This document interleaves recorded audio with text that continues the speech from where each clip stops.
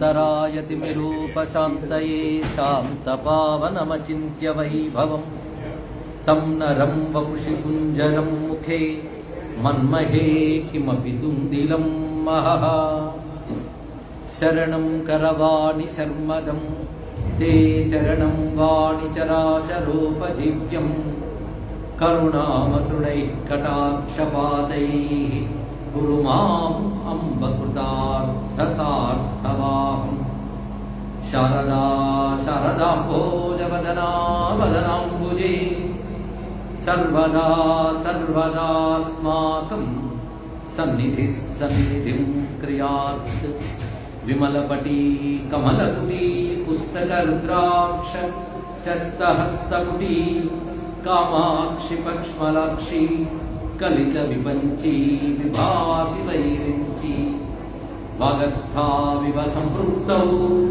वागर्थ प्रतिपत्तये जगतः पितरौ वन्दे पार्वती परमेश्वरौ गुरवे सर्वलोकानां विषये भवरोगिणां निधये सर्वविद्यानां दक्षिणामूर्तये नमः। नारायण समारंभां व्यासशंकरमध्यमाम् अस्मदाचार्यपर्यन्तां वन्दे गुरुपरम्पराम्। नारायणं नमस्कृत्य नरं चैव नरोत्तमं देवीं सरस्वतीं व्यासं ततो जयमुदीरयेत्। विश्वेशं माधवं टुण्डिं दण्डपाणिं च भैरवं वन्दे काशीं गुहां गङ्गां भवानीं मणिकर्णिकाम्। सानन्दमानन्दवने वसन्तम् आनन्दकन्दं हतपापवृन्दं वाराणसीनाथमनाथनाथं श्री विश्वनाथं शरणं प्रपद्ये श्री विश्वनाथं शरणं प्रपद्ये। श्रीमत्परस्मै निजचिद्घनाय गौरीतपःपूर्णफलप्रदाय केदारनाथाय नमः शिवाय नमो नमः कारणकारणाय। देवराजसेव्यमानपावनाङ्घ्रिपङ्कजं व्याळयज्ञसूत्रबिन्दुशेखरं कृपाकरं नारदादियोगिवृन्दवन्दितं दिगम्बरं काशिकापुराधिनाथ कालभैरवं भजे। देवी सुरेश्वरि भगवति गङ्गे त्रिभुवनतारिणि चरणतरङ्गे शङ्करमौळि विहारिणि विमले मम मतिरास्तां तव पदकमले। कुण्डलीकृतनागेन्द्रं खण्डेन्दुकृतशेखरं पिण्डीकृतमहाविघ्नं रुधिराजं नमाम्यहम्।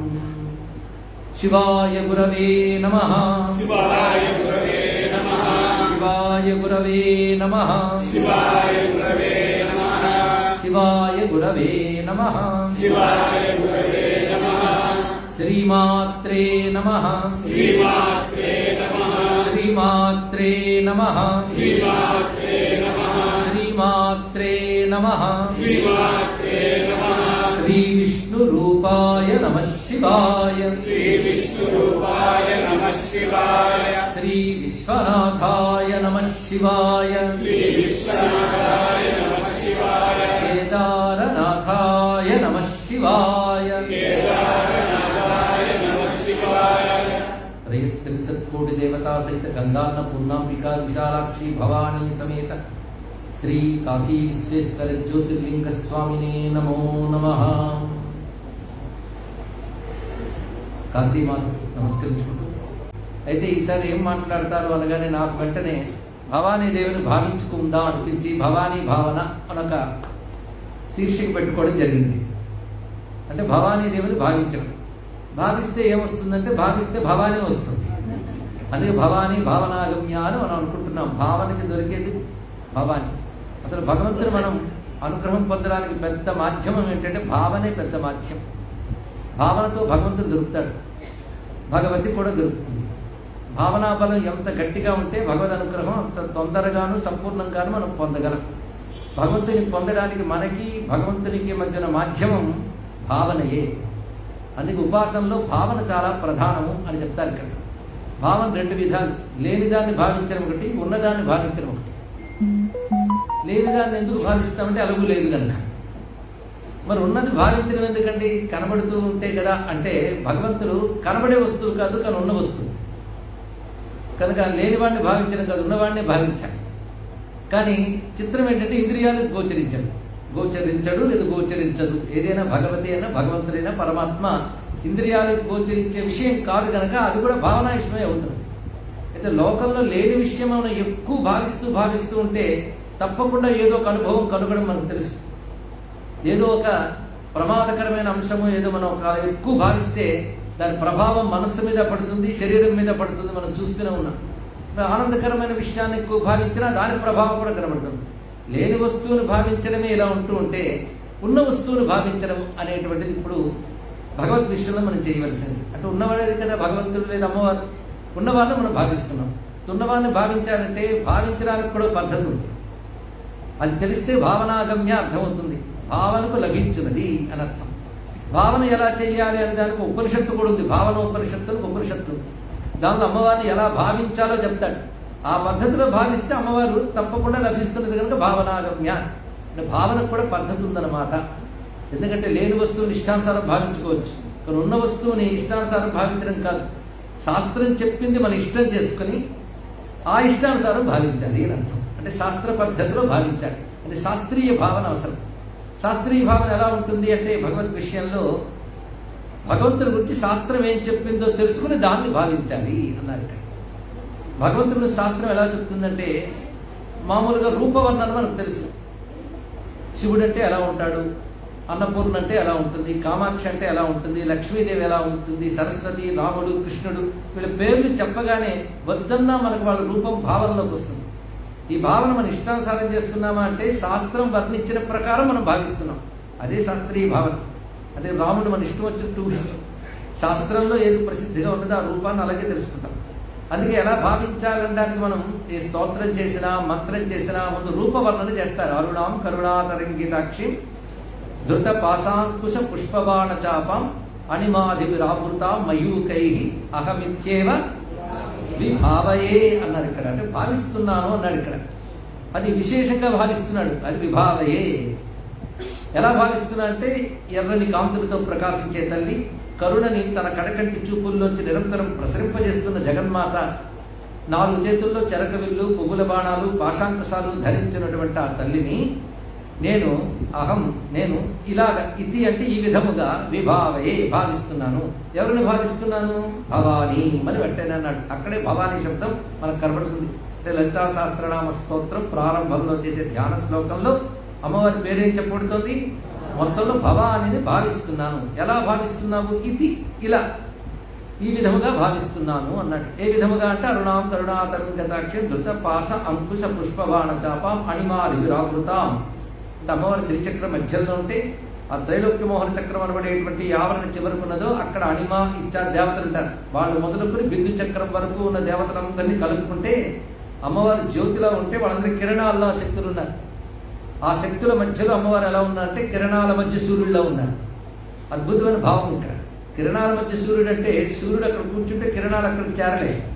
సూర్యుడు శక్తుల కిరణాలు, అమ్మవారి శక్తుల అణిమాది దేవతలు అని చెప్పడం. అంటే తన నుంచి వ్యక్తమైన తనకు అభిన్నమైన శక్తుల మధ్యలో కూర్చున్న ఆ జగన్మాత నేను భావిస్తున్నానంటే మొత్తం శ్రీచక్రంలో ఉన్న దేవతలందరినీ అక్కడ చూపిస్తూ ఆ దేవతాగణ మధ్యంలో ఉన్న అమ్మవారి రూపాన్ని చెప్తూ ఈ విధంగా నేను భావిస్తున్నాను అనేది ధ్యాన శ్లోకం చెప్పారు.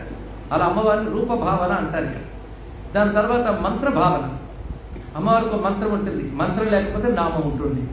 మంత్రం ఉంటుంది కానీ మంత్రం మనకు ఉపదేశం లేకపోతే అమ్మ నామమే మంత్రం మనకి. భవానీ కానీ లలిత కానీ ఏదైనా అమ్మ పేరు శాస్త్రం చెప్పిన పేరు. అది కూడా మనం పెట్టుకున్న పేరు కదా కాదు కదా. మనం పెట్టుకున్న పేరు కాదు, శాస్త్రంలో ఉంది. లలిత అని భవానీ అని శాస్త్రంలో ఉంది కనుక ఆ నామాన్ని మంత్రాన్ని భావిస్తున్నాం. మంత్రభావన అంటే శబ్ద భావన అని వచ్చింది ఇక్కడ. మొదటిది రూప భావన, రెండవది శబ్ద భావన. ఈ రెండింటి తర్వాత భావన ఏమిటంటే తత్వ భావన అన్నాడు. ఇక్కడ తత్వాన్ని భావించాలి. ఏ తత్వం ఈ నామరూపాల్లోకి వచ్చిందో ఆ తత్వాన్ని భావించాలి. అంటే సాధారణంగా సామాన్యులు మొదటి 2 దాకా ఆగిపోతారు.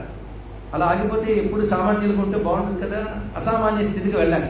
అదే అమ్మ రూపాన్ని భావిస్తూ, నామాన్ని భావిస్తూ, ఈ నామరూపాలతో తత్వాన్ని భావన చేయాలి. అమ్మ నామాలు ఎన్నో, ఒక్కొక్క నామం అంటే తప్పకుండా ఒక రూపం మనకు స్ఫురించి తీరుతుంది. దుర్గా అనగానే మనకు తెలిసిన దుర్గా రూపం మహిషాసురమర్దినో ఏదో స్ఫురిస్తుంది. లక్ష్మి అనగానే పద్మహస్త అయినటువంటి రూపం, సరస్వతి అనగానే వీణాపాణి అనే రూపం స్ఫురిస్తుంది. మరి భవాని అంటే ఏమి స్ఫురిస్తుంది అంటే లలితని ఇక్కడ భావించాం. కానీ భవాని అనే శబ్దాన్ని మనం ఇప్పుడు నామరూపములు 2 భావన చేస్తూ తత్వంలోకి వెళ్ళాలి. శబ్ద భావన అనుకోకుండా తత్వంలోకి తీసుకెళ్తుంది. అసలు భావన మనల్ని తత్వంలోకి తీసుకువెళుతుంది. ఈ వాక్యం గుర్తుపెట్టుకుంటే చాలు. రూపాన్ని మనం తలంచుకున్నాం, తలంచుకుంటే స్మరణ అయింది. కానీ ఆ రూపం వెనకాల ఉన్న తత్వం ఏమిటి, ఆ రూపం అమ్మ ఎందుకు స్వీకరించింది, ఇవన్నీ మనం విచారణ చేస్తే అదే భావం అవుతుంది ఇక్కడ. అందుకే నామరూపాలను మనం భావన చేస్తే అది తత్వంగా పరిగణిస్తుంది. అది మన ధ్యానం అనే మాట కూడా భావన వల్లే వస్తుంది ఇక్కడ. అది భావన గొప్ప మాధ్యమం. భగవంతుడు భావనకు దొరుకుతాడు. అందుకే నదేవో విద్యతే కాష్టే నపాషాణే నమృన్మయే భావే విద్యతే దేవ తస్మాత్ భావో హి కారణం అని పెద్దలు చెప్తుంటారు. భగవంతుడు రాతిలో ఉండడు, కర్రలో ఉండడు, ధాతువుల్లో ఉండడు, మరి ఎక్కడ ఉంటాడంటే భావంలో ఉంటాడు అని. అంటే ఇక్కడ విగ్రహాలు కూడదని చెప్పడం కాదు. నీ భావం లేనప్పుడు విగ్రహంలో ఉన్న భగవంతుడు కూడా నువ్వు పొందలేవు, దాని యొక్క అంశం. అదే తస్మాత్ భావోహి కారణం. భావమే అన్నిటికీ కారణం.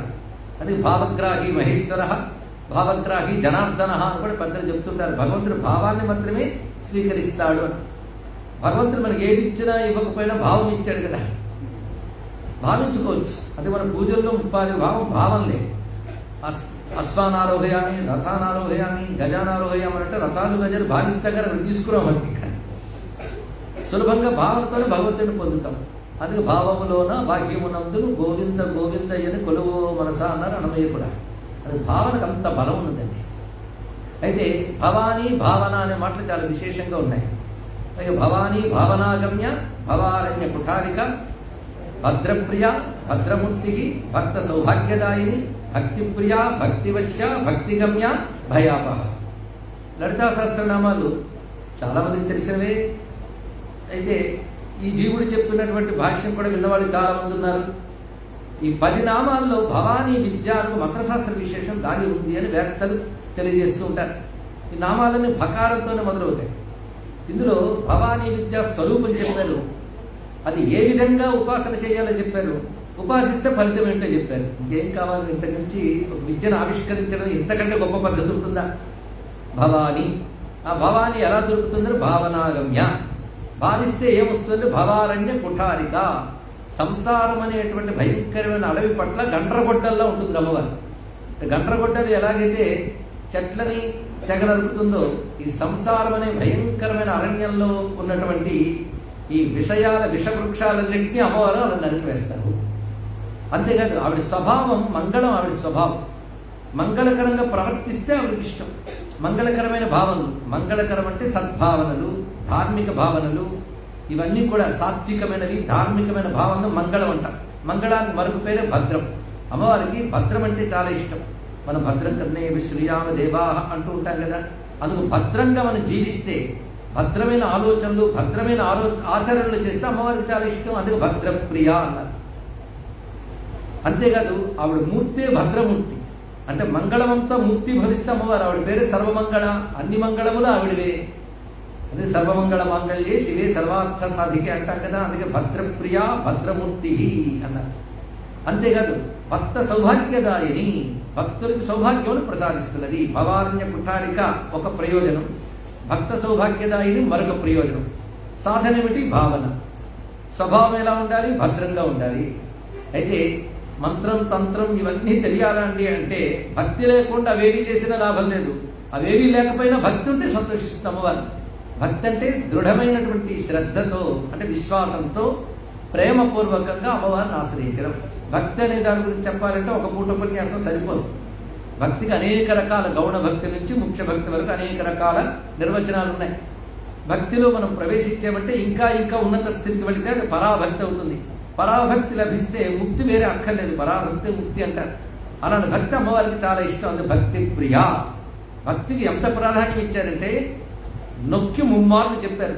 ముమ్మార్లు చెప్పడం అంటే ఏదైనా గట్టిగా సత్యం అని చెప్పాలంటే 3 సార్లు చెప్పాలి కదండి. అది ముమ్మార్లు చెప్పారు. భక్తి ప్రియ, భక్తి వశ్య, భక్తి గమ్య. 3. భక్తి అంటే ఆవిడకి చాలా ఇష్టం. భక్తికి లొంగిపోతుంది ఆవిడ, భక్తికి లభిస్తుంది. అంటే భక్తి ప్రియ, భక్తి వశ్య, భక్తి గమ్య. అయితే ఆ తల్లి లభిస్తే, ఆ తల్లి అనుగ్రహం లభిస్తే ఏమి సిద్ధిస్తుందని భయాపహ అన్నారు. భయం పోగొడుతుంది. మొత్తం ఈ 3 పాదాల్లోనే 3 ప్రయోజనాలు చెప్పారు. భవారణ్య కుఠారిక, భక్త సౌభాగ్యదాయిని, భయాపహ. సౌభాగ్యం అంటే ఇహలోక పరలోక సుఖములు అని భావన కలగవచ్చు. పైగా భవారణ్య కుఠారిక అన్నప్పుడు సంసారం అని అరణ్యాన్ని తీసేస్తుంది అంటే కొంచెం ఆలోచించుకు చదవాలి. మొత్తం అమ్మవారి సంసారం తీసేస్తుందంటే ఎవరైనా సిద్ధంగా ఉన్నారా? తీసేయమ్మా అనడానికి ఎవరైనా సిద్ధంగా ఉన్నారండి? మొత్తం సంసారం తీసేస్తే అలాగా అది ఉండాల్సిందే అనుకున్న వాళ్ళే ఎక్కువ.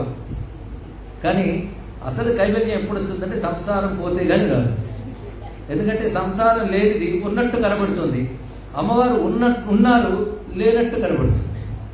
కానీ ఉన్నట్టు కనబడే సంసారం అబద్ధం, లేనట్టు కనబడే అమ్మవారు సత్యం. కనుక ఇది పోతే కానీ అది దొరకదు. చీకటి పోతే కానీ వెలుగు లేనట్టు, వెలుగు వస్తే చీకటి అలగకపోతుంది. అది అమ్మవారి సంసారం అనే అరణ్యాన్ని తీసేస్తారు. అరణ్యం జీబుగా పెరిగిపోతే ఒక చిక్కుంది, ఒక చెట్టు నుంచి మరొక చెట్టు అలా క్రమక్రమంగా పెరుగుతాయి.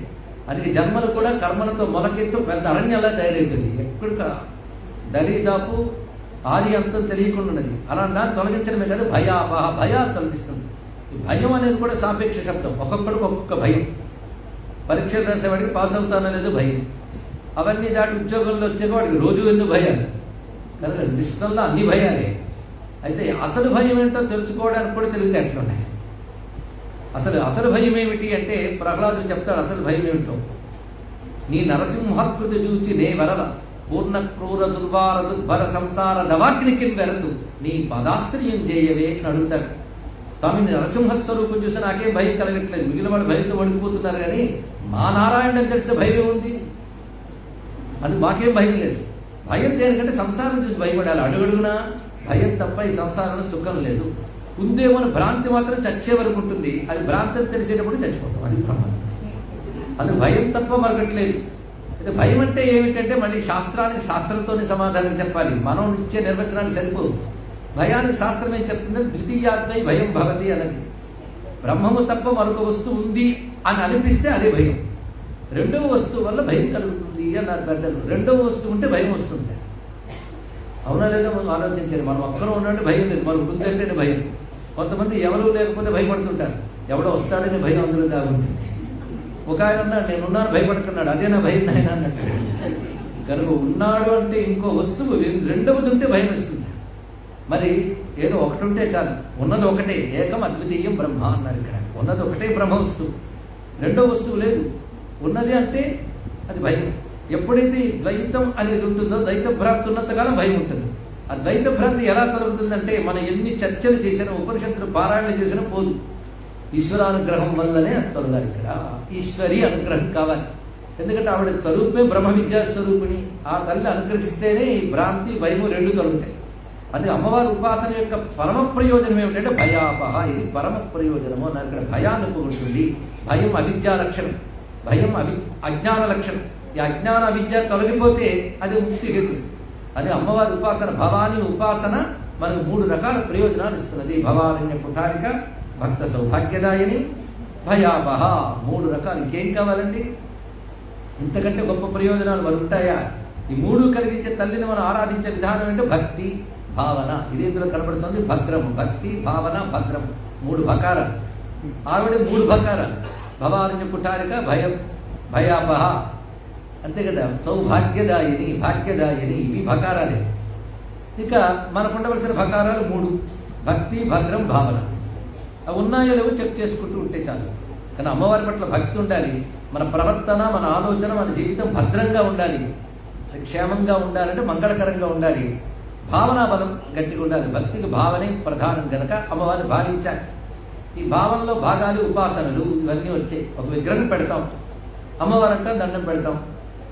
అక్కడ ఉన్నది ఏంటి? భావనే ఉంది ఇక్కడ. అయితే మన భావనకి మంత్రబలం, దైవ బలం తోడై ఆ భావన బలం పడుతుంది అక్కడ. అది ఉపాసనలో మంత్రము ప్రయోగిస్తాం, శాస్త్ర పద్ధతిలో ఆరాధన చేస్తాం. ఈ శాస్త్ర పద్ధతి వల్ల భావానికి బలం వస్తుంది ఇక్కడ. అందుకే మనం దండం పెట్టిన రాముడిని అంటే భావించాం కనుక రాముడు, భావించకపోతే రాముడు ఉంటాడు అనకూడదు. రాముడు ఉంటాడు కానీ శాస్త్ర పద్ధతిగా కొందరు భావించడం చేత ఆ భావన అక్కడ కేంద్రీకృతమై విగ్రహంలో భగవంతుడు కనబడుతున్నాడు. భావానికి అంత బలం ఉంది కనుక అమ్మవారిని మనం భావిద్దాం. భావించాలని తెలియాలి కదా, తెలుసుకుంటే భావిస్తాం. అది తెలుసుకోవడమే ఇప్పుడు చెప్పుకున్న అంశం.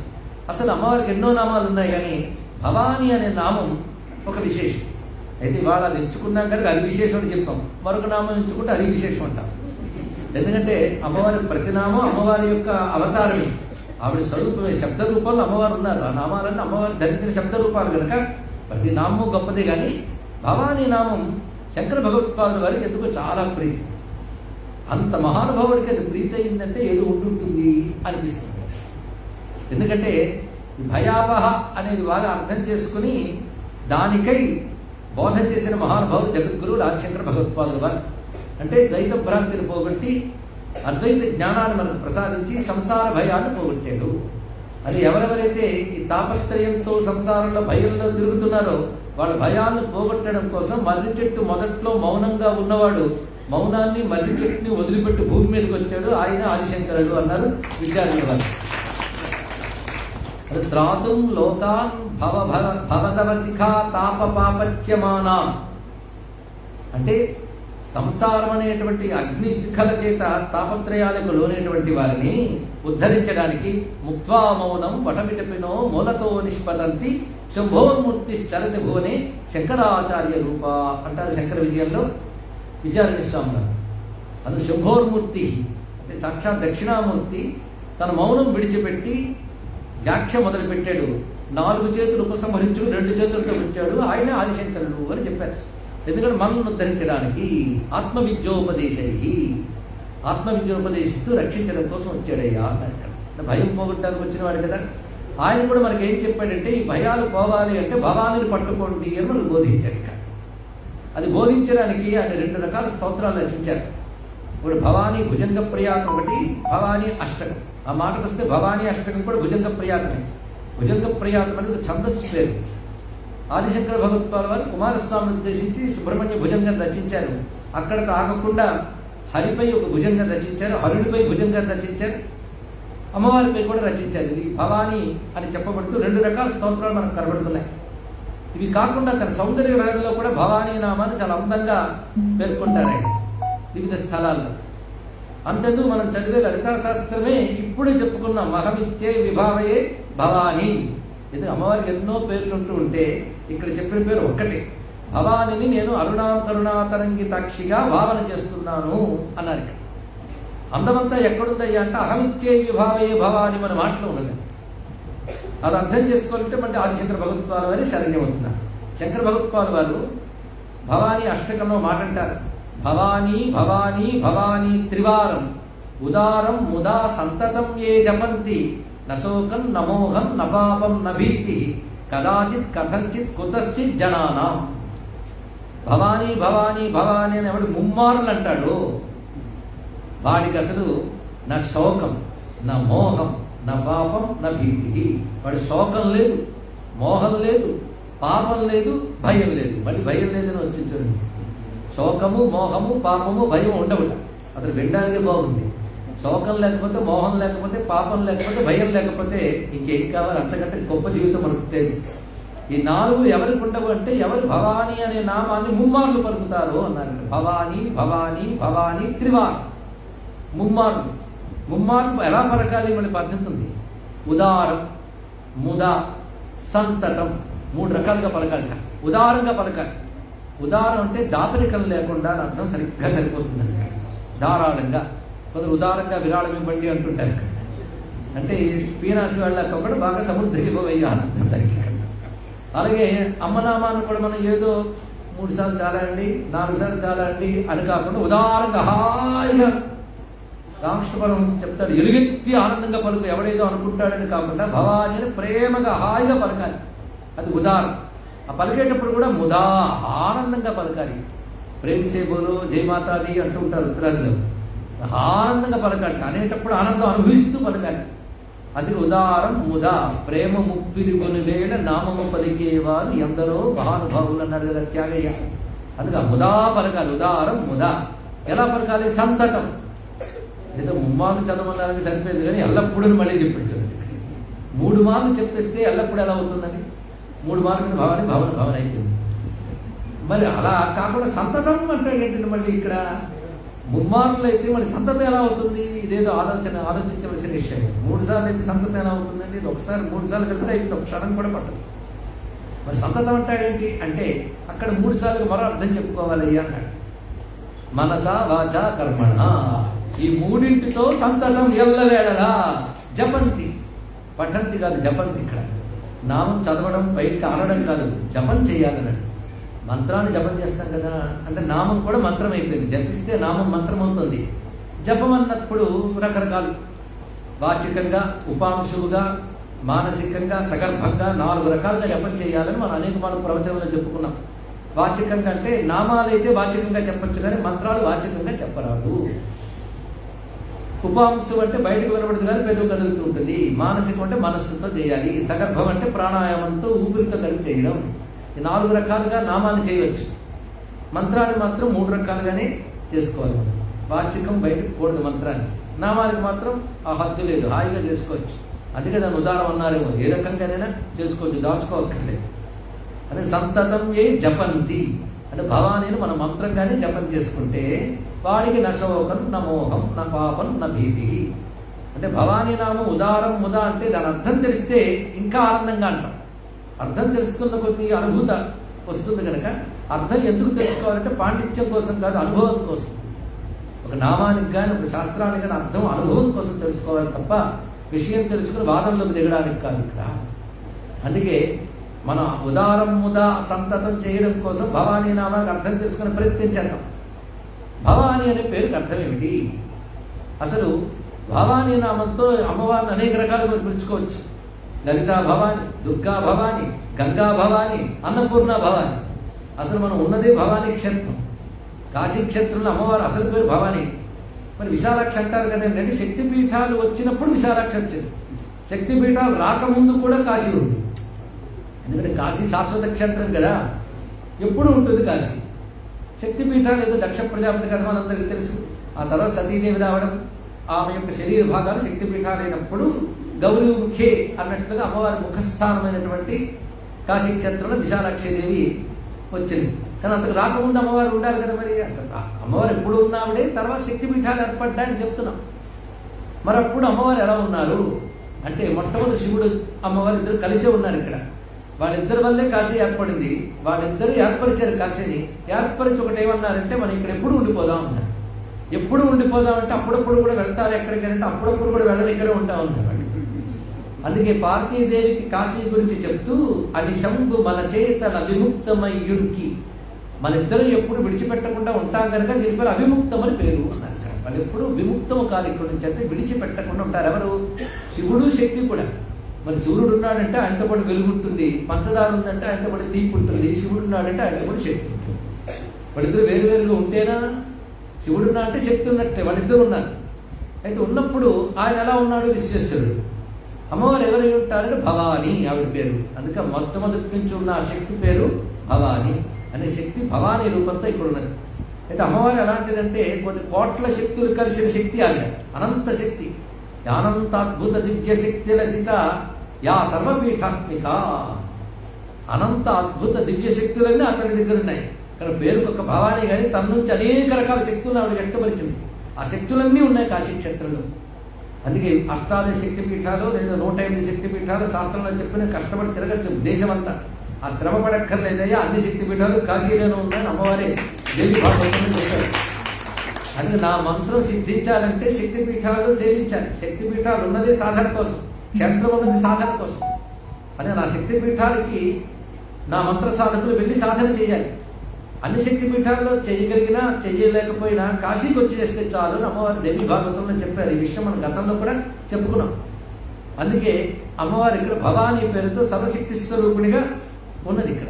కానీ ఆవిడ పేరే భవాని. అది విశ్వేశం మాధవం నుండి దండపాలించ భైరవం వందే కాశీం గుహాం గంగాం భవానీ మణికర్ణికాం యా విశ్వేశ మనోహరి శివకరి విశ్వైకరాజ్ఞీ శివ యా కాశీ స్థిరవాసలోలముని బృందానంద సంధాయిని యా అనంతాద్భుత దివ్యశక్తి లసిత యా సర్వపీఠాత్మిక సా విశ్వ పరిపాతు విశ్వమఖిలం పూర్ణ భవాని సదా అని అమ్మవారి గురించి భావిస్తూ ఉంటే ఆ తల్లి పలికించిన ఒక శ్లోకాన్ని ఇక్కడ మనం చెప్పుకున్నాం.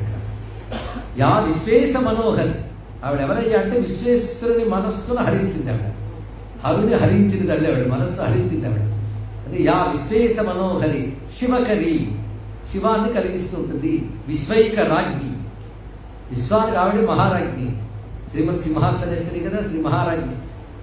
ఆవిడ పేరు శివ, మంగళ స్వభావురాలు, మంగళమే ఆ తల్లి యొక్క స్వరూపం కూడా. అంతేకాదు యా కాశీ స్థిర వాసలోల ముని బృంద ఆనందైక సంధాయి, కాశీలో ఎల్లవేళలా అనుకునే ముని బృందం ఎవరున్నారో, ముని బృందం అంటే మునులు అంటే మనోధికారములు అణగిన వారిని ఒకటి, మననశీలురు ఒకటి. ఈ కాశీలో ఉంటూ సాధనా రూపమైన మననం లేదా మనన రూపమైన సాధన ఎవరు చేస్తున్నారో వారికి ఆనందం కలిగిస్తూ ఉంటుంది ఆ తల్లి. ఇక్కడ సాధకులకు ఆనందం కలిగిస్తూ ఉంటుంది. అంతేకాదు యా అనంత అద్భుత దివ్యశక్తి లసిత, అనంతమైన అద్భుతమైన దివ్యశక్తులతో ఉన్నటువంటి ఆ తల్లి యా సర్వపీఠ, ఇంకా సర్వపీఠ స్వరూపిణైనటువంటి ఆ తల్లికి కాశీఖండంలో ఒక పేరు చెప్తారు విశ్వ, అమ్మవారి పేరు విశ్వ. ఇప్పుడు విశ్వేశ్వర శబ్దానికి మరొక అర్థం ఉందండి. విశ్వాకి ఈశ్వరుడు గారు విశ్వేశ్వరుడు, అమ్మవారి పేరు విశ్వ. విశ్వం అంటే సమస్తం అని అర్థం. అమ్మవారికి విశ్వ అని పేరుందని కాశీఖండంలో చెప్తున్నారు. అని యా విశ్వ, అటువంటి తల్లి పరిపాతు విశ్వమఖిలం, సమస్త విశ్వాన్ని రక్షించుగాక. అటువంటి ఆ జగన్మాత పూర్ణ భవానీ సదా, ఆవిడ మరొక పేరు పూర్ణ. పూర్ణ అంటే నిండైన తల్లి. పూర్ణ భోగిని భువనేశ్వరి అని చదువుతుంది కదా లలితా సహస్రనామాల్లో, అది ఆవిడ పేరే పూర్ణ. ఎందులో పూర్ణము అంటే ఎందులో పూర్ణం కాదు, అన్నిట్లోనే పూర్ణమే. పూర్ణం అనే పేరే అన్నిట్లోనే, మళ్ళీ ముందు ఇందులో పూర్ణం అందులో పూర్ణం అని చెప్పారు. గుణపూర్ణ, సౌందర్య పూర్ణ, ఈ పూర్ణంగా పూర్ణ అంతే. అయినప్పటికీ మనకు మాత్రం కావలసినవన్నీ ఐశ్వర్యాలు. ఈ ఐశ్వర్యాలు ఆవిడిస్తేనే వస్తాయి. అయితే మనకున్న ఐశ్వర్యాలు వస్తాయి, పుణ్యం పోతే అవి పోతాయి. కానీ అమ్మవారి దగ్గర ఐశ్వర్యాలు ఎప్పుడు పోవు. ఆవిడ ధనాగారం, ఆవిడ భాండాగారంకి ఖాళీ లేదు, ఎప్పుడు పూర్ణంగా ఉంటుంది. అది ఐశ్వర్యములకు మరొక పేరు అన్నం. ఐశ్వర్యాలన్నీ ఎప్పుడు పూర్ణంగా తల్లి దగ్గర ఉన్నాయి కనుక అన్నపూర్ణ అన్నారు. ఇక్కడ కనుక పూర్ణ అంటే అన్నపూర్ణయే, అది భవానీ నామం అన్నపూర్ణకు వర్తిస్తుంది అని శాస్త్రం చెప్తారు. మనం భాగవతం చదివితే వామనుడు ఉపనయనాన్ని వర్ణిస్తారు. వామనుడు ఉపనయనం చేశాడు, పైగా పుడుతూనే ఉపనయన సమవయస్కుడు అయ్యాడు. పుడుతూనే ఉపనయనానికి సమానం కావలసిన వయసుతో వచ్చాడు, ఆయన వ్యక్తపడ్డాడు. వెంటనే ఉపనయనం చేశారు. ఉపనయనం చేసినప్పుడు ఎలా చేశారంటే సాక్షాత్ సవిత సావిత్రిని ఉపదేశించే అంటాడు పోతన గారు. అక్కడ సూర్యుడు వచ్చి గాయత్రి మంత్రం చెప్పాట. గాయత్రి మంత్రం అంటే సూర్యమండలాంతర్గతమైన పరబ్రహ్మ చైతన్యం కదా, అది ఆ మంత్రం సూర్యుడు వచ్చి ఉపదేశించాడు. ఇక ఆ తర్వాత భూదేవి ఆయనకి కృష్ణార్జునం ఇచ్చింది. ఇలా ఒక్కొక్కరు ఒక్కొక్కటి ఇచ్చారు. కుబేరుడు వచ్చి ఒక కానుక ఇచ్చాడు. ఒడికి కొంచెం ఒక్కొక్కరు ఇస్తారా అని ఏమి ఇచ్చారంటే భిక్షాపాత్ర ఇచ్చాడు. కుబేరుడు అంటే ఏదైనా ధనాలను ఇవ్వచ్చు కదండి, భిక్ష ఎందుకు ఇచ్చారంటే దేనికి ఏది ఉచితమో అది ఇవ్వాలండి. ఉపనయనం చేసుకున్న విప్రుడికి భిక్షాటన ధర్మం కనుక భిక్షాపాత్ర ఇచ్చాడు. అప్పుడు భిక్ష ఎవరు పెట్టారయ్యా అంటే అక్కడ పోతన గారు అంటారు, పెట్టే భవాని పూర్ణ భిక్ష నరేంద్ర అంటారు. భవాని పెట్టింది పూర్ణ భిక్ష, అక్కడ భవాని శబ్దం వాడేది. అంటే అన్నపూర్ణ భవానికి భిక్ష వేసింది ఎవరికి? వామనుడికి. భిక్ష వేయాలంటే వేయవలసింది ఎవరు? అన్నపూర్ణయ్యే. కనుక అన్నపూర్ణ కూడా భవాని అని నేను చెప్పాను. అంటే అన్నపూర్ణ అంటేనే భవాని, భవాని అంటేనే అన్నపూర్ణ. అక్కడ అన్నపూర్ణకి భవానికి ఏమీ వ్యత్యాసం లేదు. అది ఆదిశంకర భగవత్పాదుల వారు కూడా అమ్మవారిని వర్ణిస్తూ జ్వలత్కోటి బాలార్క భాసారుడాంగి, జ్వలత్కోటి బాలార్క భాసారుడాంగి సులావణ్య శృంగార శోభాభిరామ మహాపద్మ కింజల్క మధ్యే విరాజత్ త్రికోణే నిషన్నాం భజే అన్నపూర్ణాం అంటారు భవానీ అష్టకం. భవానీ అష్టకంలో అమ్మవారిని ఏమో స్తుతించారు, భజే అన్నపూర్ణాం అన్నారు. ఇక్కడ అన్నపూర్ణను స్తుతిస్తున్నాను అన్నారు. ఎటువంటి అన్నపూర్ణ అంటే ఆవిడ ఎలా ప్రకాశిస్తుందంటే ఎర్రని కాంతులు. ఆ కాంతులు ఎలాంటివంటే ఉజ్జద్భాను సహస్రాభ అంటున్నాం మనం ఇక్కడ. అదే ఇక్కడ జ్వలత్కోటి బాలార్క భాసారుణాంగి, కోట్ల కొలది బాలభాస్కరులు ఒక్క చోట వచ్చినట్లుగా అంటే ఊహకు కూడా అందలేదు కదా. కోట్ల కొలది బాల భాస్కరుడు ఒక్క చోట ఉంటే ఎలా ఉంటుంది, ఊహకు కూడా అందదు. అంటే ఊహకు కూడా అందనంత కాంతి అమ్మవారి. అలాంటి బాలార్క భాష అరుణాంగి, అందుకే అరుణాం అన్నప్పుడు దేవత ఎర్రని కాంతులతో ఆ తల్లి ప్రకాశిస్తున్నది. పైగా విశేషించి ఆ సౌందర్యం ఎలా ఉన్నది అంటే సులావణ్య శృంగార శోభాభిరామ. అలాంటి అతను ఎక్కడుందయ్యా అంటే మహాపద్మ కింజల్క మధ్యే విరాజ త్రికోణే నిషన్న భలే అన్నపూర్ణాం అన్నారు. పైగా అన్నపూర్ణ అష్టకంలో 2వ శ్లోకంలోనే చెప్తున్నారు. ఇక్కడ మహాపద్మం యొక్క కింజల్కములు ఉంటాయి. కింజల్కం అంటే మధ్య కేసరములు. కేసరాలు ఎక్కడుంటాయి? పద్మం లోపల మధ్య భాగం దుద్దు వైపు చుట్టూను ఉంటాయి. ఆ కింజల్కాల మధ్యలో దుద్దు ఉంటుంది, నాభి. అలాగ మహాపద్మం ఏదైతుందో మహాపద్మాటవీ మధ్యంలో ఉన్న మహాపద్మంలో ఆ తల్లి ఆ నడిమి భాగంలో ఒక త్రికోణం ఉంటే ఆ త్రికోణంలో కూర్చుంటాడు.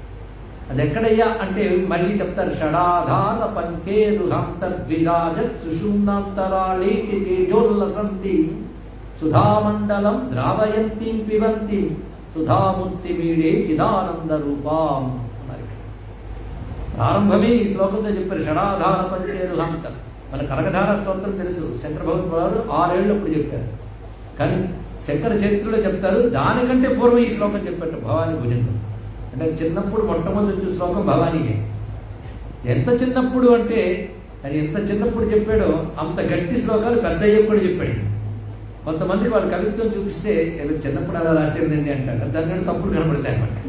మరి శంకర భగవత్పాదుల వారి దగ్గర ఏంటంటే ఆయన పెద్దయ్యే కలిగిన సౌందర్యంలో ఎంత బలం ఉందో చిన్నప్పుడు రచించిన భవానీ భుజంగంలో కనకధారలో కూడా అంత బలం ఉంది. ఎందుకంటే పుట్టుకతోనే పూర్ణులు వారు, ఎదిగెదిగి జ్ఞానం సంపాదించడం కాదు, పుట్టడంతోనే పరిపూర్ణులు. అందుకే షడాధార పంచేరు హంత విరాజంత్ అంటే సంపూర్ణంగా శ్రీ విద్యాతత్వాన్ని అందులో చూపిస్తారు. ఆ అష్టకంలోనే త్రైపూరం అంటారు ఇక్కడ. అంటే త్రిపుర సుందరి అనే భావం చూపిస్తూ శివాంకే నిషన్న శివాంత్వాం భజామి అన్నారు. శివుని అంకమనందున్న తల్లిని భజిస్తున్నాను అంటే మొత్తం అందులో శ్రీచక్ర విశేషాలన్నీ కూడా చూపించారు. ఆ చిన్న వయస్సులో ఎప్పుడు ఉపాసన చేశాడు, ఎప్పుడు తెలుసుకున్నాడు, వాళ్ళు నేర్చుకోవాలండి. ఇక్కడ సర్వజ్ఞుడు. అందుకే శంకర సాక్షాత్ అనాల్సిందే. ఆ కారణం చేతనే ఆయన భవానీ గురించి ప్రస్తావన చేస్తూ షడాధార పంకేరు అంతర్విరాజత్ అని షడాధార పద్మములు మూలాధార స్వాధిష్టాన మణిపూర అనాహత విశుద్ధ ఆజ్ఞాచక్రములు, వీటన్నిటిలో సుషుమ్నా నాడిలో ఉన్నటువంటి బిందు పాయింట్లు ఇవన్నీ కూడా కేంద్రాలు. ఆ సుషుమ్నాంతరాళే, ఆ సుషుమ్నాంతరాలలో విసతంతు తలియేసి తామరతూడులోని దారంలా ఆ సుషుమ్నా నాడిలో ఆ తల్లి ప్రసరిస్తుంది. ఆ ప్రసరిస్తు తల్లి స్థిరంగా ఉన్న చోటు ఇది సహస్రాలు, అదే మహాపద్మాటవి. అందులో మనకి త్రికోణ మధ్యలో కూర్చుంది. అంటే ఇచ్ఛాజ్ఞాన క్రియాది త్రిశక్తులుగా వ్యాపించినటువంటి తల్లి దాని కేంద్రం ముందు కూర్చుంది శివశక్తిగా. ఆవిడ భవాని అంటారు అక్కడ చూపిస్తుంది. అలా భావించారు. అందుకే అటువంటి భవానీని మనం విసతంతు తనీయసి భవానీ భావనాగమ్య అని అక్కడ తీసుకున్నాం. విసతంతు తనీయసితో అమ్మవారి యొక్క స్వరూపం చెప్పబడింది అక్కడ వరకు. అది లలితా శాస్త్రంలో శ్రీమాత నుంచి విసతంతు తనీయసి వరకు మూల గ్రంథం అంటారు. ఆ తర్వాత నామముల్ని ప్రకరణ గ్రంథం అంటారు. అంటే అసలు అక్కడతో అయిపోయింది అమ్మవారి తత్వం విసతంతు తనీయసి వరకు. తర్వాత ప్రకరణ గ్రంథం ప్రారంభం భవాని ప్రారంభించారు. ఇక్కడ ఆ విసతంతు తనీయసి ఆవిడ ఎక్కడుంది? మూలాధార ఏకనలయ బ్రహ్మగ్రంథి భేదిని మణిపూరాంతరిత విష్ణుగ్రంథి భేదిని ఆజ్ఞాచక్రాంతరాస్థ రుద్రగ్రంథి భేదిని సహస్రారాంబుజారుడ సుధాసార వివర్షిణి తటిల్లతా సవృచి షట్చక్రోపరి సంస్థిత మహాశక్తి కుండలిని విసతంతు తనీయసి. కనుక కుండలిని రూపంలో ఎవరు ఉన్నారో ఆవిడ భవాని అని అంటారు. అంటే ఇంతవరకు భవాని అంటే రూపం తెలుసుకున్నాం, ఏదో అర్థం చెప్తుంటే కుండలిని మనం చెప్పారు. కుండలిని ఎక్కడుంటుందంటే ప్రతి వారిలోనూ అమ్మవారు కుండలిని శక్తిగా ఉంది. అందరిలో ఉంది ఆవిడ, లేకపోతే ప్రపంచం నడవట్లేదు. కానీ కుండలిని శక్తిగా మనలో ఉన్నటువంటి తల్లి పేరు ఏమిటి? భవాని. అందుకే భగవత్పాదుల వారు భవాని అన్నప్పుడు సాక్షాత్ కుండలిని శక్తి రూపంతో ఉన్నది అనేటువంటి భావాన్ని మనకు అందిస్తున్నారు. అంతేకాదు దేవి పంచస్తవలు ప్రసిద్ధి చెందిన శ్లోకములు ఉన్నాయి. అది కాళిదాస పుట్టమని కొందరు భావన చేస్తారు. కాదయ్య వివిధములైన ఉపాసకులు రచించినవి. కానీ సాధకులు పారాయణ చేయదగ్గ గొప్ప స్తోత్రములు, 5 మహాస్తోత్రములు ఉన్నాయి. అందులో ఒక దానిలో భవానీ గురించి గొప్ప భావన చేశారు. సూతే జగత్తి భవతి భవతి విభక్తి జాగర్తి తక్షయకృతో భవతి భవానీ మోహం భినత్తి భవతి భవతి రుణద్ధి, మోహం భినత్తి భవతి భవతి రుణద్ధి, లీలాయుధం జయతి చిత్రమిదం భవత్యాహ. అదొక అత్యద్భుతమైనటువంటి దివ్య శ్లోకం అందరూ చెప్పబడుతుంది. కొంతమంది ఇది కాళిదాసకృతం భావిస్తారు, పరిశోధకులు ఆయనది కాదంటారు. అయినా ఎవరిదైనప్పుడు రచించిన వాడు సామాన్యుడు కాడు, ఎవడు సిద్ధపురుషుడు. ఇందులో మీరు గమనిస్తే భవతీ శబ్దం చాలా మార్లు వచ్చింది. భవతి అనేటువంటిది సంబోధనలో మనం అమ్మవారిని అంటున్నాం. భవతి భిక్షాందేహి అంటారు కదా, అది కూడా భిక్షాందేహి నీవుడిని అడగాలి. భవతి భవతి అనేటువంటి శబ్దం చాలా విశేషం, దీర్ఘం. అంటే అమ్మవారిని నువ్వు అంటూ చెప్పినట్లే భవతి అని గౌరవవాచకం. భవ అనేది పుంలింగం అయితే భవతి అనేది స్త్రీలింగం అవుతుంది. ఇక్కడ అది భవతి అని అంటున్నారు. ఇక్కడ ఈ భవతి శబ్దం 4 పదాల్లో చూపించాడు, 4 వాక్యాల్లో 4 పాదాల్లో.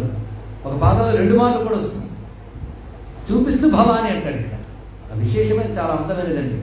అంటే భవతి భవతి అంటే గౌరవవాచకం, భవ తమరు అన్నట్లుగా. అంతేకాదు శివుడికి ఒక పేరుంది భవ అని. మనం స్వామి అష్టమూర్తి నామాలు చెప్పేటప్పుడు భవాయ దేవాయ నమః, శర్వాయ దేవాయ నమః అంటాం. అమ్మవారి పేరు భవస్య దేవస్య పత్యే నమః. మొదటి పేరు భవ, తర్వాతే మిగిలిన పేర్లని. ఏదో ఉందండి. శివుడికి భవ అని పేరు ఎందుకు వచ్చిందయ్యా అంటే ఆయన అష్టమూర్తులు కదా. భూమికి సంబంధించిన శివనామం శర్వ, నీటికి సంబంధించిన శివనామం భవ అన్నారు ఇక్కడ. కానీ భవ అంటే శివుడి యొక్క జలముక్తయ్య అన్నారు ఇక్కడ. అంతేకాదు ఇంకో అర్థంలో భవుడు అంటే భవనా భావనాచైవ తస్మాత్ భవైతి స్మృత అని ఒక వాక్యం చెప్పారు ఇక్కడ. భవన భావన ఈ 2 కలిగిన వాడు ఎవడు? వాడు శివుడు. అంటే కలుగువాడు కలిగించువాడు, ఇది అర్థం ఇక్కడ. ఇంత జగత్తు ఎవడు కలిగించాడు? వాడే శివుడు. కలిగించిన వాడు అర్థం ఇక్కడ. కనుక శివుడు భవుడు ఎందుకు అయ్యాడయ్యా అంటే జగత్తంతటి కలిగించాడు కనుక ఆయన శివుడు అయ్యాడు. అంతేకాదు జగత్తుని ఆయన కలిగించాడు, మరి ఆయన అలా కలిగాడండి. ఆయన వల్ల జగత్తు వచ్చింది, మరి ఆయన ఎలా వచ్చాడు? ఆయన రాడయ్యా ఉన్నాడయ్యా అన్నాడు ఇక్కడ. మరి జగత్తు ఉంది అంటే ఆయన వల్ల వచ్చింది కనుక ఉందనిపిస్తుంది, ఆయన వల్ల వచ్చింది కనుక ఉందనిపిస్తుంది. కానీ ఉన్నవాడు ఆయనే. కానీ ఇప్పుడు మరొక మాట వచ్చింది, కలిగినవాడు కలిగించేవాడు, ఉన్నవాడు జగత్తును ఉంచినవాడు. అందుకు భవుడు అనే శబ్దానికి ఇది అర్థమదండి. ఆయన ఉన్నవాడు. ఎప్పుడు ఉంటాడంటే ఆయన ఎప్పుడు ఉంటాడు. జగత్తు ఎప్పుడు ఉంటుంది అల్లం లేదనే గమ్ము మనకు లేదు. ఎందుకంటే జగత్తు ఉంది ఎప్పుడు ఉంటుందో ప్రశ్న చేయాలంటే జగత్తు వచ్చిన తర్వాత వచ్చిన వాళ్ళకి మనం ఏం చెప్పగలమండి ఇక్కడ. కానీ జగత్తు మామూలుగా లెక్క కట్టినా సృష్టికి ముందు లేదు, సృష్టింపబడ్డాక వచ్చింది, లయం వరకు ఉంటుంది. కనుక జగత్తు ఒకటి అర్థమవుతుందంటే ఎలా చూసినప్పటికీ కూడా అది వివర్తమా, పరిణామమా, ఆభాసయ, ఈ సిద్ధాంతాలను పక్కన పెట్టి జగత్తు ఏర్పడక ముందు లేదు, ఏర్పడ్డాక ఉంటుంది. అయితే జగత్తు ఏర్పడక ముందు ఆయన ఉన్నాడు. ఆయన లేకపోతే జగత్తు ఎక్కడి నుంచి వస్తుంది? కుండ ఉందంటే కుండ ఏర్పడక ముందు కుండ తయారు చేసేవాడు ఉన్నాడు కదా. కానీ పరమేశ్వరుడు ఉన్నాడు. ఎప్పుడు? జగత్తు ఏర్పడక ముందు ఉన్నాడు, జగత్తు ఏర్పడ్డాక ఉన్నాడు, జగత్తులో ఏమైంది? ఉన్నాడు. ఆయన పని ఒకటే, ధర్మం ఉండడు. కనుక ఎప్పుడు ఉండేవాడెవడు? వాడి పేరు భవుడు అన్నారు ఇక్కడ. ఎప్పుడు ఉండేవాడు, ఎప్పుడు ఉండేవాడు భవుడు. జగత్తు నుంచినవాడు భవుడు. ఇంకా ఆయన స్వయంభూ, తనంత తాను కలిగిన వాడు. ఆయన ఎవరు కలిగించక్కర్లే, ఆయన ఎప్పుడు ఉంటాడు. ఏ రూపం ధరించాలన్నా తనంత తాను లీలగా ధరిస్తాడు, ఎప్పుడు ఉంటాడు. కనుక భవశబ్దానికి ఎప్పుడు ఉండువాడు అర్థం, శాశ్వతమైన ఉనికి. దీనికే వేదాంతం సత్ అని ఒక మాట ఉంటుంది. అస్థి సత్ అనే మాట వేదాంతం చెప్తుంది పరమాత్మ విషయంలో. సచ్చిదానందం అంటాం కదా. సత్ అంటే ఎప్పుడు ఉండేవాడు. కానీ శివుడు ఎప్పుడు ఉంటాడు కనుక ఆయన పేరు భవుడు. మరి భవాని ఎవరు? భవుని శక్తి భవాని. కానీ ఎప్పుడు ఉండేవాడు ఆయనైతే ఈవిడేమైంది? ఎప్పుడు ఉన్నది. ఎంత బాగుందండి. కానీ భవాని అంటే ఎప్పుడు ఉండే తల్లి. ఈ మాట ఒక్కసారి అనుకుంటే భవాని అనగానే ఎప్పుడు ఉంటుంది. అలా నువ్వు ఎప్పుడు అనుకుంటే అప్పుడే ఉంటుంది. కానీ అమ్మ ఎప్పుడు ఉంది అంటే ఎంత ధైర్యం ఉంటుందండి. చిన్నపిల్లవాడు తెగ ఆడుతూ ఉంటాడు, అమ్మ చూస్తూ ఉంటుంది. ఈ లోపల కుక్క ఇది వస్తే అమ్మ అని పరిగెత్తుకుంటే అమ్మ దగ్గరే అమ్మళ్ళలోకి వచ్చి ధైర్యం ఉంటాడు. ఇక్కడ అంతవరకు బయట ఆడుకోవడానికి ధైర్యం ఎవరు? అమ్మే. అక్కడ ఆవిడ గమనించుకుంటుంది కనుక ధైర్యం. భయం వస్తే అమ్మ దగ్గరికి పరిగిస్తాడు ఇక్కడ. కానీ అమ్ముందని ధైర్యంతో పిల్లాడు ఎలా ఆడుకుంటున్నాడు, అమ్ముందని ధైర్యంతో మన సంసారంలో అలా ప్రవర్తించాలయ్యా. కానీ అమ్మ ఉంది అనే ధైర్యం ఎలా వస్తుందంటే అమ్మ ఉంది అనే భావం ఉన్న మాట కూడా మనకు కావాలి. ఆ మాటే భవాని. ఎప్పుడు ఉన్న తల్లి, ఎప్పుడు ఉన్న తల్లి. ఇది దీని యొక్క అర్థం అంటే ఇక్కడ భవాని అంటే ఎప్పుడు ఉన్నది. ఆ ఉన్న తల్లి ఊరుకునే ఉందా? ఈ జగత్తును ఉండేటట్టు చూపిస్తుంది మనకి. కానీ జగత్తు ఉండేటట్టు చేసే తల్లి, ఎప్పుడు ఉండే తల్లి ఎవరో ఆవిడ భవాని. మీరు ఇందాక చెప్పారు శివుడు కదా కలిగించాడు అని. శివుడు కలిగిస్తాడండి, శివుడు తన శక్తితో కలిగిస్తాడు. ఆ శక్తి ఆవిడ లేకపోతే ఏమీ చేయదు. అది నీ పని బ్యాకప్ చెప్పడమయ్యా, ఆవిడ పని ఇదంతా చేయడమయ్యా అన్నాడు ఈ శంకరుడే. ప్రపంచ సృష్టిముఖ లాస్యకాయ సమస్త సంహారక తాండవాయ నమశివాయ నమశివాయ అన్నారు. ఆయన ఎప్పుడు సమస్త సంహారక తాండవాయ, ఎప్పుడు బ్యాకప్ చేయాలి సార్. ఈవిడ అంతా చేయిస్తూ ఉంటుంది. ఇక్కడ ఈ జగత్తు చేసేటప్పుడు జగత్తు 5 రకాలుగా పనులు జరుగుతుంటాయని అందరికీ తెలుసు కదా. పంచకృత్య పరాయణ, అది 1.25 లక్షలు ప్రవచనాలు చెప్పుకున్నాం. విధవాళ్ళే చాలా మంది ఉన్నారు. సృష్టి, స్థితి, సంహారము, తిరోధానము, అనుగ్రహము, ఈ 5 పనులు. ఈ 5 పనులు చేస్తూ ఉన్నది. 2 మాటలన్నా. చేస్తూ అంటే కలిగిస్తూ, కలిగించడం, అది భావన, కలిగించుట. ఇది కలిగిస్తూ ఉన్నది. ఈ 2 కూడా సరిపోతుంది కదా. భవాని అంటే ఎప్పుడు ఉండే తల్లి, ఎప్పుడు జగత్తుని నిర్వహిస్తున్న తల్లి. 2 అర్థాలు వచ్చాయి. జగత్తుని నిర్వహించిన వాడు 5 పనులే, 5 పనులు చేస్తుంటా. ఏమిటి ఆ పనులు? సూతి జగంతి భవతి, భవతి విభక్తి. అక్కడ భవతి అని దీర్ఘంగా చెప్తున్నాడు. అంటే నువ్వేనమ్మా ఈ జగత్తుని ఎల్లవేళలా సూతే సృష్టిస్తూ ఉన్నావు. సృష్టించిన జగత్తుని విభక్తి పోషిస్తూ ఉన్నావు అన్న. ఒక చోట చెప్తాడు, భావయతి, భావించున్నది, భవం కలిగించున్నది అంటే పోషించున్నది అర్థం చెప్పారు ఇక్కడ. శివునికి కూడా పోషకుడు అంటే ఆవిడ ఇక్కడ. అందుకే శివుడికి ఆవిడ భిక్ష వేస్తూ ఉంటూ పుచ్చుకుంటుంటాడు. ఇక్కడ పరమేశ్వరుడు కూడా ఆవిడ పోషింపజేస్తుంది అని చెప్పారు ఇక్కడ. కనుక భవాని అనే మాటకు మరొక అర్థం పోషించున్నది. ఇప్పుడు ఎన్ని అర్థాలు చెప్పిన చివరికి చెప్తే నడుపుతా.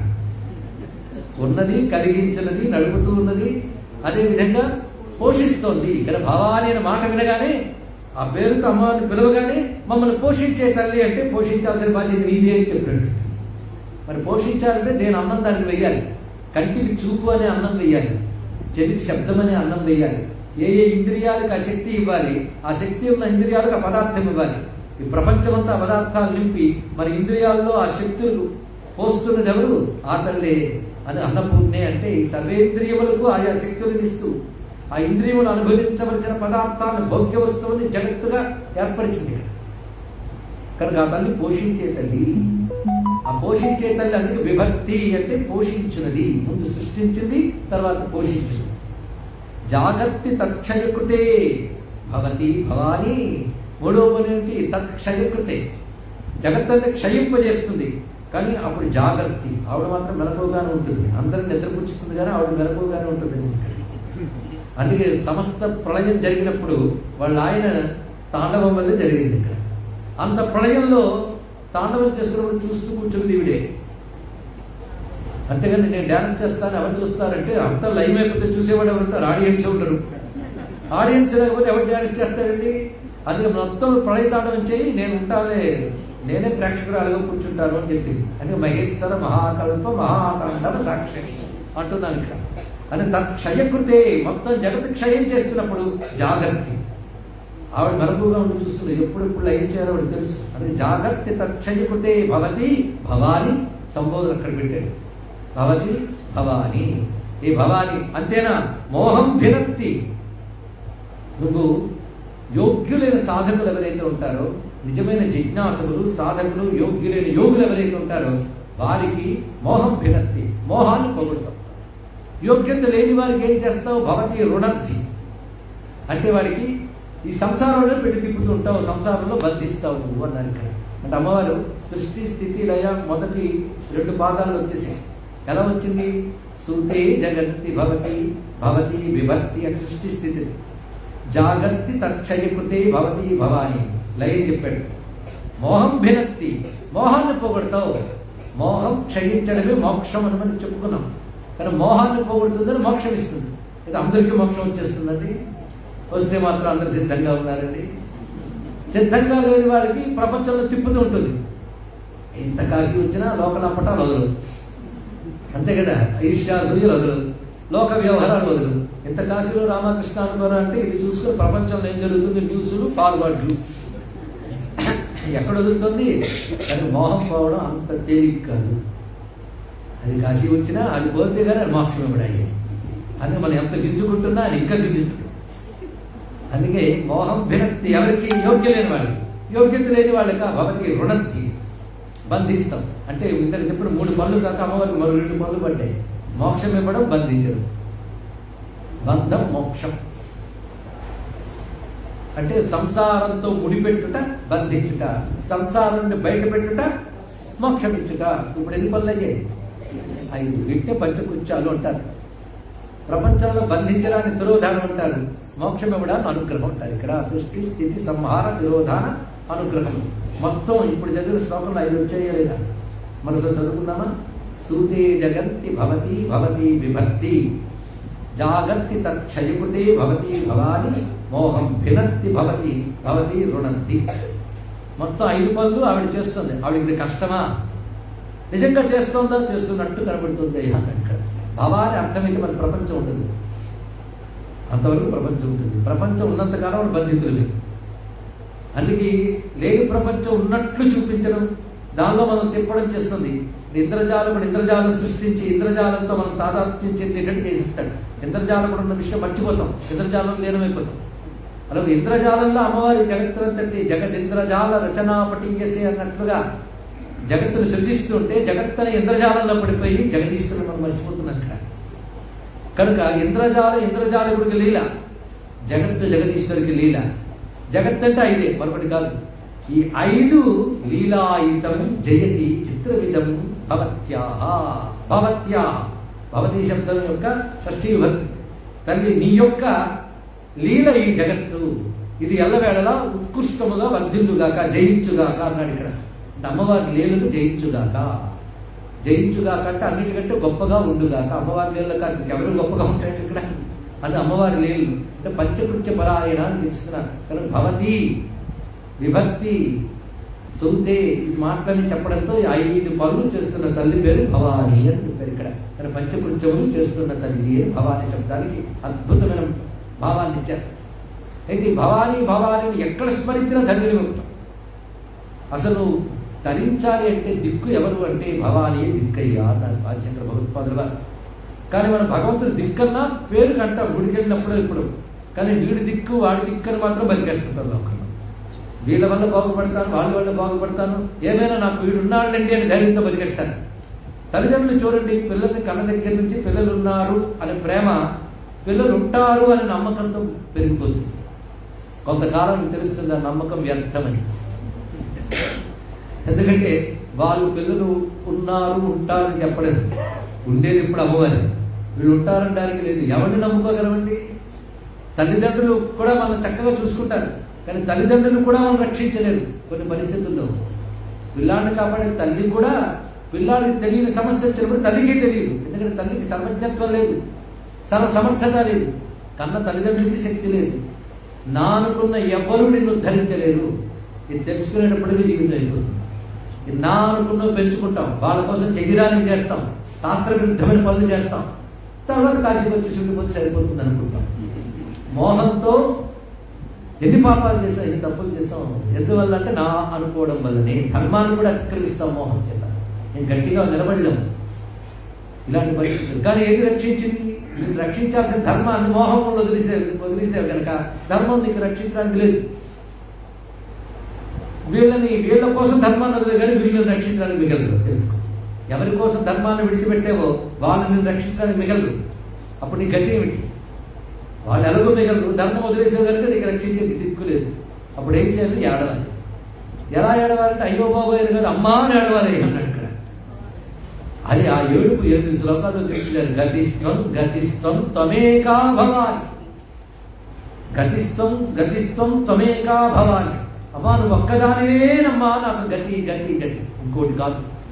గతి అంటే దిక్కు, ఆధారం, శరణం అన్ని నువ్వే. ఇది కొత్తగా అమ్మవారి దిక్కులు పట్టుకోవడం కాదు, అమ్మవారి మన దిక్కులు తెలుసుకోవడం. మనం ఆధారపడ్డది అమ్మవారిని ఆధారం చేసుకున్నాం.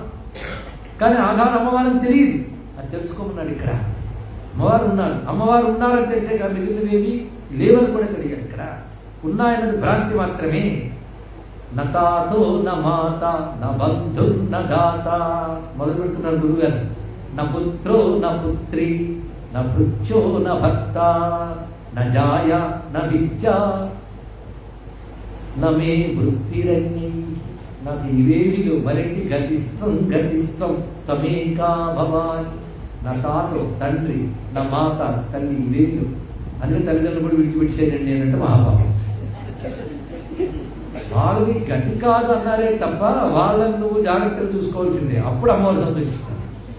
అమ్మవారు గతి అనుకున్నవాడు మాత్రం అమ్మవారి అనుగ్రహం కోసం మాతృదేవోభవ పితృదేవోభవ చెయ్యాలి. సంసారం ఎలా ఉండాలంటే బాధ్యతగా ఉండాలి తప్ప బంధంగా ఉండకూడదు. బంధం మమకారం వల్ల పెరిగి ఆ మమకారం కోసం ధర్మాన్ని కూడా తప్పితే ప్రమాదం. నువ్వు బాధ్యతగా చేసుకో అంతే. మోహంలోకి లోను కాదు. మోహానికి లోను కాకుండానే మన గత జన్మ రుణాల వల్ల ఏర్పడ్డ బంధాలని బాధ్యతగా నిర్వహించాలి తప్ప అది శాశ్వతం అనుకోరాదు. శాశ్వతమైన గతి మాత్రం భావాన్ని అనుకుంటూ తిరగాలి, లేకపోతే పడిపోతాం. అందుకే నతాత నమా నతాతో నమాత నా బంధువు నదాత నా పుత్రో నా పుత్రి. ఈ రోజుల్లో కొడుకుంటే లాభం లేదండి. కూతురుంటే చాలా నిర్వాళ్ళతో పడుకుడు బాధలు. కానీ ఏదైనప్పటికీ మమ ప్రమాదమే. నా పుత్రో నా పుత్రి. అంతేకాదు నేను ఇంత డబ్బిచ్చి ఒకటి పెట్టుకున్నాను కానీ జీవితాంతం వాడే చూసుకుంటాడు అనేది లేదు. నా భృత్య నా భర్త పోషించేవాడు గతి కాదు. నా జాయ ఓ ఆవిడేమైనా చివరి వరకు తోడు ఉంటుందా రక్షిస్తుందంటే నా జాయ. నేను మహాపండితుడండి, శాస్త్రాలు చదివాను. నా విద్య అది కూడా రక్షించలేదు. ఒక్క క్షణం శరీరంలో రుగ్మత వచ్చి మెదడుకున్న జ్ఞాపక శక్తి పోతే తిరిగి పనికిరాదు. మరి ఎవరు రక్షిస్తారు? దేన్ని చూసా కలిగిస్తాం, ఏది చూసి నాదనుకుంటాం. అందుకే నా జాయ నా విద్య. ఆఖరికి వృత్తులు. వృత్తులంటే జీవనోపాయములు ప్రవర్తించట ఏవి తీసుకున్నవి. వాళ్ళ ఇంద్రియాలు గట్టిగా పనిచేస్తున్న ఇంద్రియ వృత్తులున్నాయి, మనం వృత్తులున్నాయి. వీటికి ధైర్యం లేదు, గ్యారంటీ లేదు. అందుకే గతిస్తాం త్వమేకా భవాని. అయితే సాధారణంగా మనం చక్కగా గడిచిపోతుంటాం కానీ కష్టం వచ్చినప్పుడు భగవంతుడు గుర్తొస్తాడు. ఎందుకు వస్తాడు? నిజమే. ప్రతిసారి ఆయన గుర్తొచ్చి పిలుస్తామా? ఎప్పుడు ఉన్నదన్న స్పృహ నీకుంటే చాలు. ఎప్పుడు ఉన్నదన్న స్పృహ నీకుంటే చాలు. ఆ స్పృహ ఉంటే చాలు. ఒక్క వాక్యమే మహావాక్యం. ఎప్పుడు ఉన్న తల్లి ఎప్పుడు ఉందని స్పృహతో హాయిగా ఉండు. కష్టం వచ్చినప్పుడు అదే పిలువు, ఆ తల్లిని పిలువు. గోపకులు గోపికలు బృందావనంలో హాయిగా కృష్ణుడితో ఆడుకుంటున్నారు. వాళ్ళు కష్టం వస్తే కృష్ణ కృష్ణ అంటారండి. ఇక్కడ పడుకుంటే వాళ్ళకి దావాకిని చుట్టుముట్టేసింది అడవంతా కూడా. వెంటనే కృష్ణ పాగి అన్నారు. ఇంద్రుడు రాళ్ళవారు కురిపించాడు.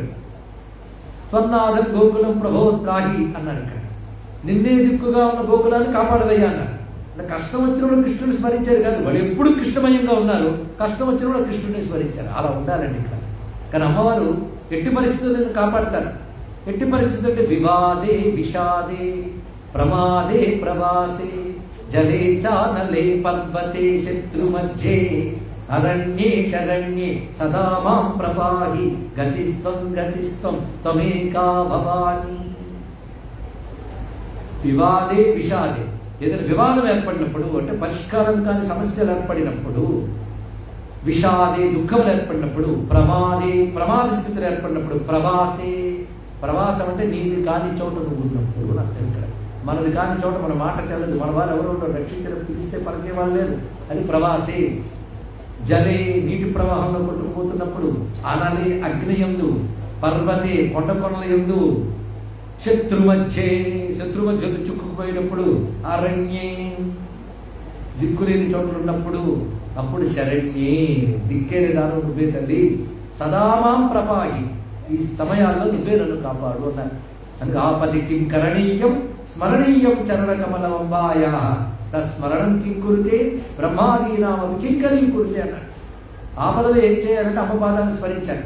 స్మరిస్తే ఏం జరుగుతుందంటే ఆ స్మరించిన వాడి దగ్గర బ్రహ్మాదేవత క్యూ కట్టి ఏం చేయమంటావు నాయన అని అడుగుతారు. ఎందుకంటే అమ్మ పరిచారకులు వాళ్ళు. అమ్మనామం పరిగెత్తడానికి వచ్చి భక్తులు ఏం కావాలని అమర్చిపెడతారట. అది భవానీ నామం యొక్క గొప్పతనం. భవానీ పాదాలను ఆశ్రయించిన యొక్క గొప్పతనం. అందుకే ఇలాంటి సమయాల్లో వివాద విషాద ప్రమాద ప్రవాసాది సమయాల్లో గతిస్త్వం గతిస్త్వం త్వమేకా భవాని. ఒక్కదానివే గతివమ్మా అని గొప్పగా చెప్పారు. అదేవిధంగా శరణ్యే వరేణ్యే సుకారుణ్యమూర్తే హిరణ్యోదరాద్యై రగణ్యే సుపుణ్యే. అమ్మా నువ్వు శరణ్యే వరేణ్య వరేణ్య అనే మాట చాలా గొప్పదండి, శ్రేష్టమైన తల్లి. గాయత్రి మంత్రంలో ప్రధానమైనటువంటి శబ్దం కదా. తద్వరేణ్యం ఉపాస్మై, అది శరణ్యే వరేణ్యే సుకారుణ్యమూర్తి. అమ్మవారి దగ్గర ఎన్ని గొప్ప లక్షణాలున్నా ఈ లక్షణం లేకపోతే మనకి దేనికి ప్రయోజనం లేదు. ఏమిటి? కారుణ్యం. ఎన్నున్నా ఇచ్చే దయ ఉండాలి కదా. అందుకే ఆ దగ్గర ఆ తల్లి దగ్గర ఉన్నదే కరుణ. కరుణ మూర్తి భవిస్తే అమ్మవారు సుకారుణ్యమూర్తే. అంత అందంగా చెప్పారండి. శరణ్యే దిక్కైన తల్లి, వరేణ్యే శ్రేష్టమైన తల్లి, సుకారుణ్యమూర్తే దయమూర్తి భవించినటువంటి తల్లి నువ్వు. అలాంటి ఓ తల్లి హిరణ్యోదరాజ్యై అగణ్యం, హిరణ్య గర్భుడు మొదలైన బ్రహ్మ దేవతల మనస్సుకి మాటకు కూడా అందవు నువ్వు. సకల పుణ్యములు రాసివి. పుణ్యకీర్తి పుణ్యలభ్య పుణ్యశ్రవణ కీర్తన అనిల్ సుపుణ్యే. అటువంటి ఓ తల్లి నువ్వు మమ్మల్ని కాపాడే తల్లి అంటూ భగవత్పాదుల వారు చక్కగా స్తుతిస్తూ నమస్తే నమస్తే నమస్తే భవాని అంటారు. భవాని అష్టకం. ఇక్కడ గతిస్త్వం గతిస్త్వం గతిస్త్వం అని, ఇక్కడ నమస్తే నమస్తే నమస్తే అన్నారు. నమస్తే నమస్తే అంటే నమస్తస్యై నమస్తస్యై నమస్తస్యై నమో నమః. ముమ్మార్లు నమస్కారం చేశారు. ఇక్కడ భవానిని ఎలా తలంచుకోవాలో వాళ్ళు నేర్పారండి, భావించారు. ఇక్కడ అమ్మవారు భవాని అంటే ఉన్న తల్లి. కష్టం ఉందిరా అంటే నేనున్నాను కదా అంటుంది. ఉన్న తల్లి అంటే ఇది అర్థం. కానీ దిక్కైన తల్లి, ఆశ్రయమైన తల్లి, ఆశ్రయశక్తి అంటే కనుక దేన్ని ఆశ్రయించుకుని మనం అందరం ఉన్నామో ఆశ్రయశక్తి అమ్మవారు. కానీ భవాని అంటే ఆశ్రయశక్తి. త్వామాశ్రితానాం నగుబల్ నరాణాం త్వామాశ్రితా యాశ్రయతాం ప్రయాణం. కానీ భవాని అనేది అమ్మవారి రహస్యనామం అన్నారు. లలితానామాల్లో రహస్యనామం భవాని అన్నారు. భగవత్పాదుల వారి భవానీ నామాన్ని ఎన్ని విధాలు ఎక్కడెక్కడ భావించారు అంటే మరి సౌందర్యలహరిలో పడిపోతే భవాని త్వందాసే మయి వితర దృష్టిం సకరుణ ఇతిం స్తోతుం వాంఛన్ కథయతి భవానిత్వమితి యః. తథైవ త్వం తస్మై దిశసి నిజ సాయుజ్య బదలి ముకుంద బ్రహ్మేంద్ర స్ఫుటముకుట నీరాజిత పదా.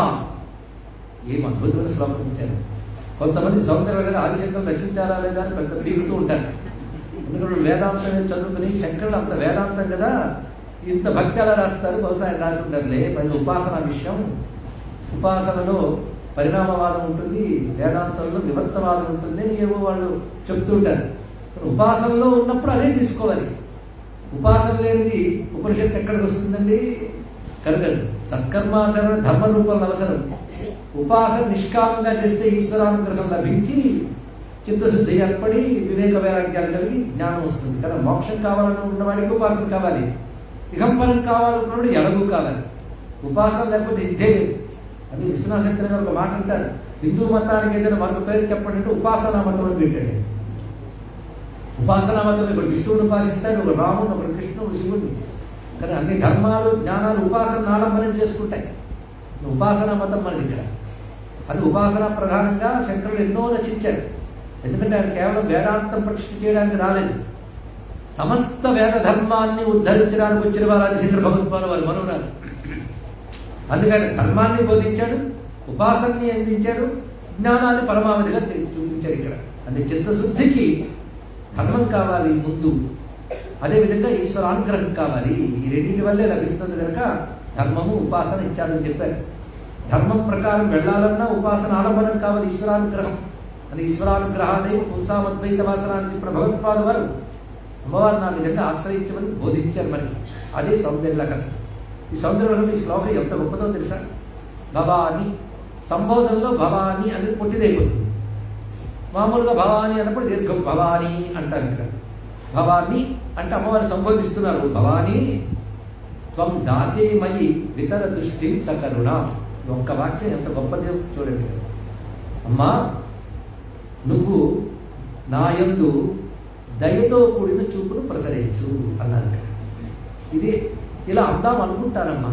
అమ్మా నువ్వు దాసుడనైన నా యందు దయతో కూడిన చూపును ప్రసరింపజేయు అంటే అమ్మా నువ్వు దాసుడైన నా యందు దయ చూపించు. ఇది అర్థం. సింపుల్గా ఉంది కదా. అమ్మా నువ్వు దాసుడనైన నా యందు దయ చూపించు. ఇక్కడ అమ్మ నువ్వు, నేను దాసుడిని. నువ్వు అంటే అమ్మ, దాసుడిని నేను కనుక నేను దాసుడను, నువ్వు భవాని. అలాంటి భవాని లేని నువ్వు దాసున్నైనా ఇందు దయ చూపించు. ఇలా అందామని అనుకుంటా, అనుకుని ఇంకా వాక్యం ప్రారంభిస్తాను కానీ భవానిత్వం అనగానే, అంటే అమ్మా నువ్వు అనగానే వెంటనే నువ్వు సాహిత్యం ఇచ్చేస్తావమ్మా, ఇంకా మిగిలిన మాట బయటకు రాకుండానే అన్నాడు. అంటే అమ్మవారు ఎంత దయాలు అంటే సత్యప్రసాదిని, విశ్వసాక్షిని, సాక్షివర్జిత అంటున్నాను ఇక్కడ. అలాగే క్షిప్రప్రసాదిని, సత్యప్రసాదిని వెంటనే అనుగ్రహించుతుంది, ఆలస్యం చేయదు. ఇంకా వాక్యం పూర్తిగా బయటికి రాకుండా కొంతమంది మనం వాడెవడో రక్షిస్తాను వాడి దగ్గరికి వెళ్తాం, ఎంత ఏకలు పెట్టేవాడికి అర్థం కాదు.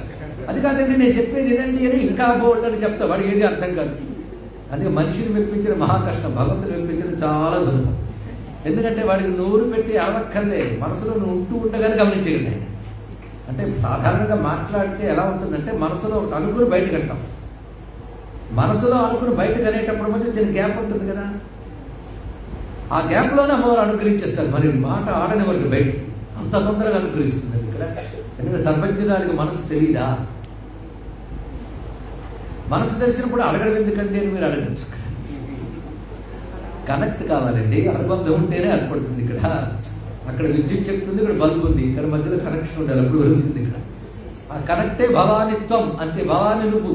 ఇక్కడ ఈ మాటలు మన నా గురించి గొడవలేదు, దాసుడినైనా నా ఎందుదా చూపించు అనకుండానే భవాని నువ్వు, దాసుడినైనా నా ఎందు చూపించి మనసులో మాట. భవానిత్వం ఇది కథయది, ఇలా అనగానే తథైవ త్వం తస్మై దిశసి నిజ సాయుధ్య పదవి.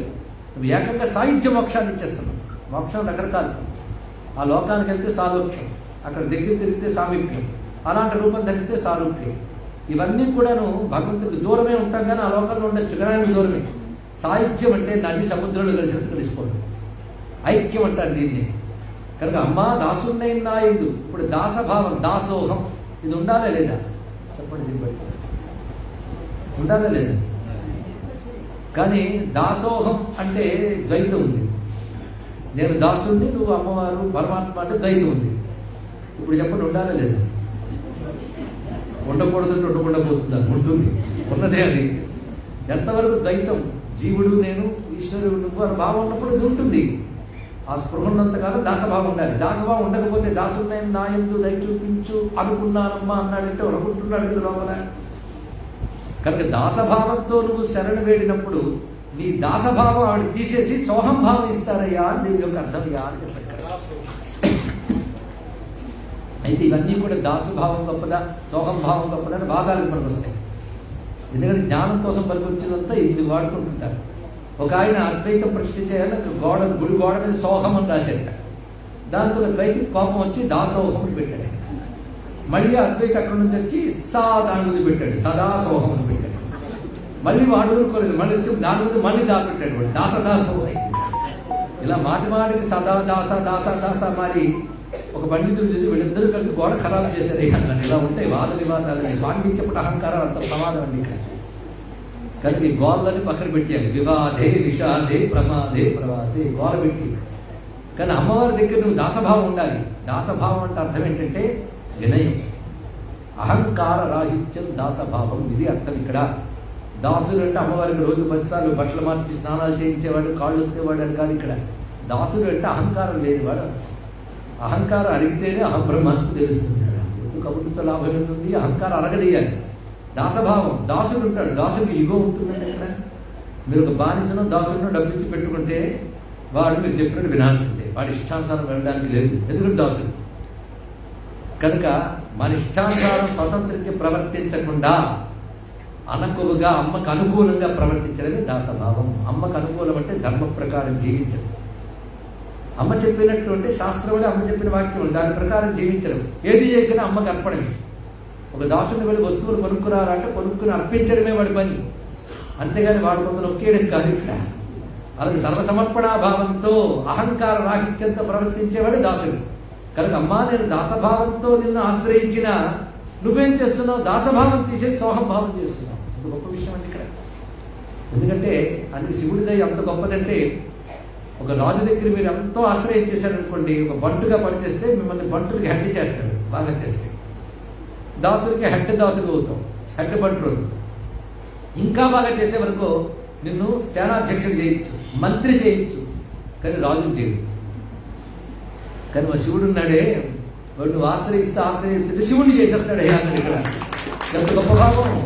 అందుకే దాసోహం అని నువ్వు ఆశ్రయిస్తే, అహంకారం అరగ తీసుకుని ఆశ్రయిస్తే అహంకారం ఊడదీసేసి సోహం అని అమ్మవారు మార్చేస్తారయ్యా అన్నాడు. అది భవానిత్వమితియ దైవత్వం తస్మై భవానిత్వం అంటే భవాని నువ్వు అన్నాడో లేదో ముక్తి ఇచ్చేసింది ఆవిడ.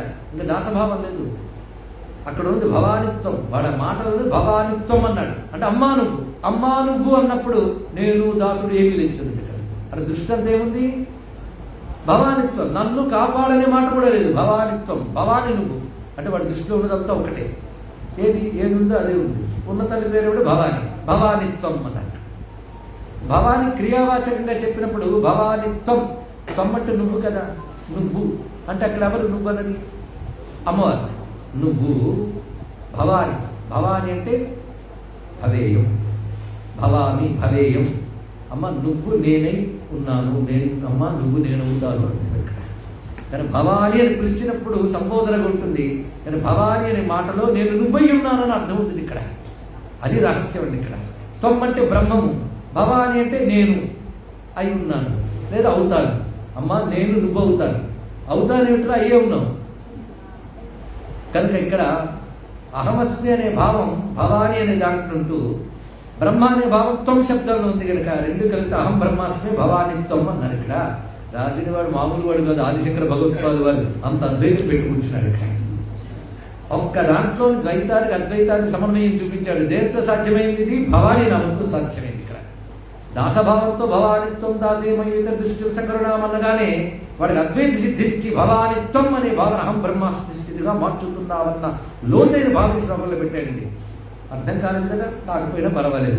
భవాని అనే మాట అర్థమైతే చాలు. అర్థమైతే మాత్రం భవాని అనే మాట అహం బ్రహ్మాస్మి అనే మహావాక్యంలోకి అన్వయింపబడుతోంది అని తెలుసుకుని తత్వమసి అహం బ్రహ్మాస్మి ప్రజ్ఞానం బ్రహ్మ ఇత్యాది వాక్యముల యొక్క సారమంతా భవాని నామంలో ఉన్నదండి. అంత విశేషం. అందుకే ఈ శ్లోకం అటు సౌందర్యలహరిలో కూడా మణిమకుటంగా గుర్తిస్తాం. అంటే చిన్నప్పుడు రచించిన భవాని భుజంగ ప్రయాతం, భవాని గతిస్త్వం శ్లోకాలు మరియు పెద్ద అయ్యాక రచించిన సౌందర్యలహరిలో అమ్మవారి పేరు భవాని అని సంబోధిస్తూ ఎంత గొప్పగా చెప్పారండి ఇక్కడ. అది అహమిత్యేవ విభావయే భవాని. ఏ శ్లోకంతో ప్రారంభించాం ఆ శ్లోకంలోకి వచ్చేద్దాం మళ్ళీ. అరుణాం కరుణాతరంగితాక్షి ధృత పాశాంకుశ పుష్పబాణ చాప అణిమాది విరామృత మయూరై అహమిత్యే విభావయే భవాని అనగానే శ్రీచక్రంలో బిందువు మధ్యలో కూర్చున్నప్పుడు అరుణాం కరుణాతరంగితాక్షి. ఆవిడ బిందువు తర్వాత ఇతర త్రికోణం, అష్ట త్రికోణం, 2 దశ త్రికోణాలు, చతుర్దశ త్రికోణం, అష్టదళ పద్మం, షోడశ దళ పద్మం, భూపురం. మొత్తం బిందువులు ఆవిడ కూర్చుంటే మిగిలిన 8 ఆవరణలు దేవతలే. దేవతలు ఎవరంటే వాళ్ళు ఎవరు వచ్చు బయట నుంచి వచ్చి కూర్చోలే, ఆవిడ నుంచి కిరణాల్లో వచ్చి కూర్చున్నారు. మయూఖై కిరణములు వాటి మధ్యలో ఆవిడ కూర్చుంది. అలాగా మనలో ఒక ఆత్మ వస్తువు ఉంది. అది ఉంటేనే శరీరం అంతా పనిచేస్తుంది. కానీ పనిచేస్తున్న శరీరం చూస్తున్నాం కానీ పనిచేస్తున్న అమ్మవారిని చూడలేదు. చేతుల్లో గ్రహణ శక్తి, కన్నుల్లో దర్శన శక్తి, చెవుల్లో వినికిడి శక్తి, మనస్సులో శక్తులు, ప్రాణాల్లో శక్తులు ఎన్ని ఉన్నాయండి. అంతఃకరణలో ఎన్ని శక్తులు ఉన్నాయి. ఈ శక్తులన్నీ ఉంటాయని మనం ఉన్నాం కదా. శబ్దాకర్షణ, రూపాకర్షణ, రసాకర్షణ ఒకటేమిటి. మనం ఇక్కడ కూర్చున్నా ఊపిరి సిస్టంగా జరిగిపోతుంది. ఇప్పుడు మధ్యాహ్నం తినేసి కూర్చున్నాం, అరుగుదిస్తుంది ఒకటి. ఆ ఇంద్రియాలన్నీ పని చేస్తున్నాయి అంటే ఇంద్రియాల్లో ఆవిడ ఉంది. కానీ ఇంద్రియాలకు బంధితురాలు కాదు. ఇంద్రియాల శక్తులు ప్రసరిస్తూ ఆత్మరూపంగా ఉన్నది. ఇంద్రియాలు లేకపోయినా ఆవిడ ఉంటుంది. అవి లేకపోతే ఇంద్రియాలు. కనుక అమ్మ నువ్వు లేకపోతే ఏది లేవు, ఏది లేకపోయినా నువ్వు ఉన్నావు కనుక నేను భవాని అన్నారమ్మా అన్నారు. అంత రమ్యమైన భావం. కనుక అహమిత్యే భావయే భవాని. ఎలా ఉన్నావు నువ్వు? ఈ చెయ్యి నాది, ఈ శరీరం నేను అని నేను అనుకుంటున్నానంటే లోపల ఉన్నాను. ఆ నేననేది ఆ ఆత్మని. అందుకే అహమితి ఏవ విభావయే భవాని. ఎవరైతే శాశ్వతమైన ఉనికి భవానిగా ఉన్నారో ఆవిడ నాలో ఆత్మరూపంలో ఉన్నది. స్వాత్మైవ దేవతా ప్రోక్త లలితా విశ్వవిగ్రహ అంటాడు లలితా త్రిశితులు హైగ్రీవ వారి అవిశ్వ వారితో. కనుక మనలో ఉన్నది అంటే ఎవరు? సృష్టిలో ఉన్నది ఒకటి ఆత్మతత్వం. ఈ శరీరాదులన్నీ పోయేవే, పోతూ ఉంటాయి. ఈ ఉండడానికి ఆధారం ఉనికి ఎవరు? ఆ జగన్మాత, ఆ పరాశక్తి, ఆవిడే పరబ్రహ్మస్వరూపిణి. పరబ్రహ్మస్వరూపుడు అనే మాటకి సరైన పదం భవాని. ఆ భవాని నిన్ను ఇలా భావిస్తున్నానన్నారు. ఎలాగా? అహం ఇది ఏవ విభావయే భవాని. నేను నిన్ను అరుణాకరుణాతరంగటక్షిమని భావిస్తున్నానమ్మా అని అర్థం చెప్పుకున్నా ఇందాక. ఇప్పుడు అర్థం మారిపోయింది. భవాని నిన్ను నేనని భావిస్తున్నాను తల్లి అన్నాడు. అహమితి ఏవ విభావయే భవాని. ఈ వాక్యం బయటికి లాగండి, మిగిలినంతా మర్చిపోండి. అహం మితి, నేను అని భవాని భావన చేస్తున్నాను. భవాని నేను ఎలా భావించాలి? నేనే ఆ భవాని భావించాలి. సోహం భావేన పూజయే వాక్యం కానీ అమ్మవారు ఎవరు ఉండడం వల్ల నేను అని నువ్వు అనగలుగుతున్నావో ఆవిడ. నేను అని మొదలెడతాం. నేనండి, నేను ఏం చెప్పు, నేను ఆడదాన్నండి, నేను మగాడినండి, నేను ఇంత చదివేనండి, నేనేం చదువుకోలేదండి, నేను నల్లగా ఉన్నానండి, నేను తెల్లగా ఉన్నానండి, ఇది మారేగా నేను మారలేదు. ఈ నేను నువ్వు తీసుకొచ్చి శరీరంతో కలుపుతూ శరీరపు లక్షణాలని నేను చిన్నప్పుడు పడవ చూపిస్తాను నేనేనండి. అలా లేదండి అంటే అప్పుడు అలా ఉండేవాడిని అండి. ఇక్కడ అంటే ఆ నేను మారిపోయాను, కానీ నేను మారలేదు. అందుకే నేనేనండి అని చెప్తున్నా కదా ఇక్కడ. బాల్యాదిష్టమి జాగ్రత్తా సర్వాసవస్థాస్వమి వ్యాపృత్వా సర్వర్తమానం అహమిత్యంతస్ఫురం సంసదా స్వాత్మానం పరిటీకరం భజతా యోముద్రయా భద్రయా తస్మై శ్రీ గురుమూర్తయే నమైదం శ్రీ దక్షిణామూర్తయే. అక్కడ వెళ్ళిపోవాలండి చిట్ట చివరికి. కనుక ఇవేమి తీస్తున్నాను అంటే మనోబుద్ధి అహంకార చిత్తాని నాహం. అహం మనోబుద్ధి చిత్త అహంకారాన్ని నా. మనోబుద్ధి చిత్త అహంకారం నేను కాను. నచ్చ స్తోత్ర జిహ్వే, చెవులు కళ్ళు ముక్కు ఇత్యాది ఇంద్రియములు నేను కాను. మరెవరు నువ్వు? చిదానంద రూప శివోహం శివోహం. ముందు అహం దేవుడితో ముడిపడిందా తీసేశాను. మరి అహం పోయిందా? పోలేదు. అది ఎక్కడుంది? చిదానంద రూప శివోహం శివోహం. ఆ శివుడే నేను, ఆ శివుడే నేను, ఆ బ్రహ్మమే నేను. ఇది వెంటనే అర్థం కాకపోయినా ఎప్పుడైనా అర్థం చేసుకోవాలి. సత్యం ఇది అర్థమయ్యే వరకు పరమార్థం లేదు. ఇది అర్థం కావాలి. ఇది అర్థం కావడం కోసం జ్ఞానస్వరూపుడు పెట్టేశారు. ఇలా అహమితి ఏవ విభావయే భవాని.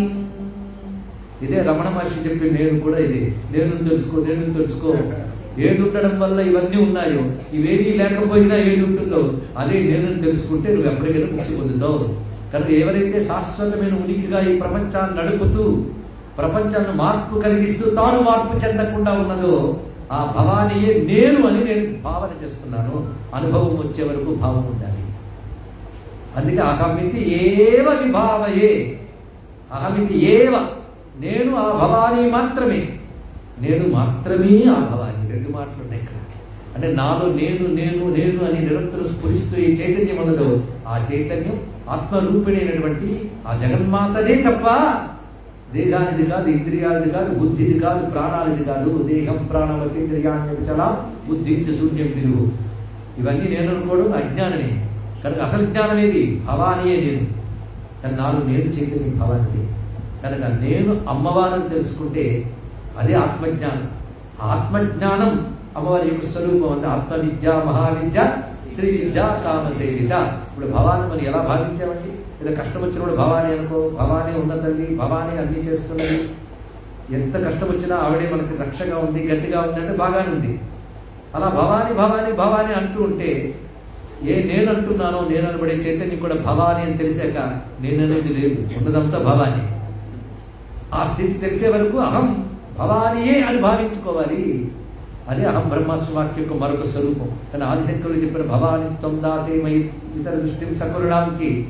ఏనాడు ఋషులు వశివ్యాది వాగ్దేవత లలితా సహస్రనామాలు ధ్యాన శ్లోకంలో చెప్పిన అహమిత్యే విభావయే భవానీకి ఎంత అనుబంధం ఉందో చూసారా? కనుక అహమిత్యే విభావయే భవానీ అనేది ఒక మహావాక్యం. అహం బ్రహ్మాస్మి అనే వేదాంత వాక్యం. కానీ వేదాంత జ్ఞానం కూడా అందులోనుంది. నాకు ఈ వేదాంత జ్ఞానం అర్థం కాలేదండి, భవానీ అనుకుంటే చాలని అర్థం ఏంటంటే పోనీ అదే అనుకో, దాని లోపల అది ఉంది. అమ్మవారు అలా అలా అలా అలా నిరంతరం అనుకుంటుంటే నేను ఇంకా పిల్లాడిలాగా అజ్ఞానం ఉంచదు. ఎప్పటికైనా జ్ఞానం ఇచ్చి దిశసి నిజ సాయుధ్య పదవి ఇస్తుంది. అంతవరకు అహం ప్రపంచంతో ఐక్యమైంది, అహం అమ్మతో ఐక్యమైంది. అహం అమ్మతో ఐక్యమైపోతే ఇంకేం మిగిలిందండి? చెప్పండి, ఏం మిగిలింది? ఆవిడే మిగిలింది. అహం బ్రహ్మములో అయితే బ్రహ్మమే మిగిలింది. బ్రహ్మమే మిగిలితే బ్రహ్మమునికి ఏమున్నాయో అవన్నీ అహంతో వచ్చేసాయి. అంటే నేను కూడా బ్రహ్మలక్షణం, చిదానంద రూప శివోహం శివోహం అయిపోయి. ఇలాంటి జ్ఞానం ఏదైతుందో ఆ జ్ఞానం దేవతలకు కూడా లభించదు.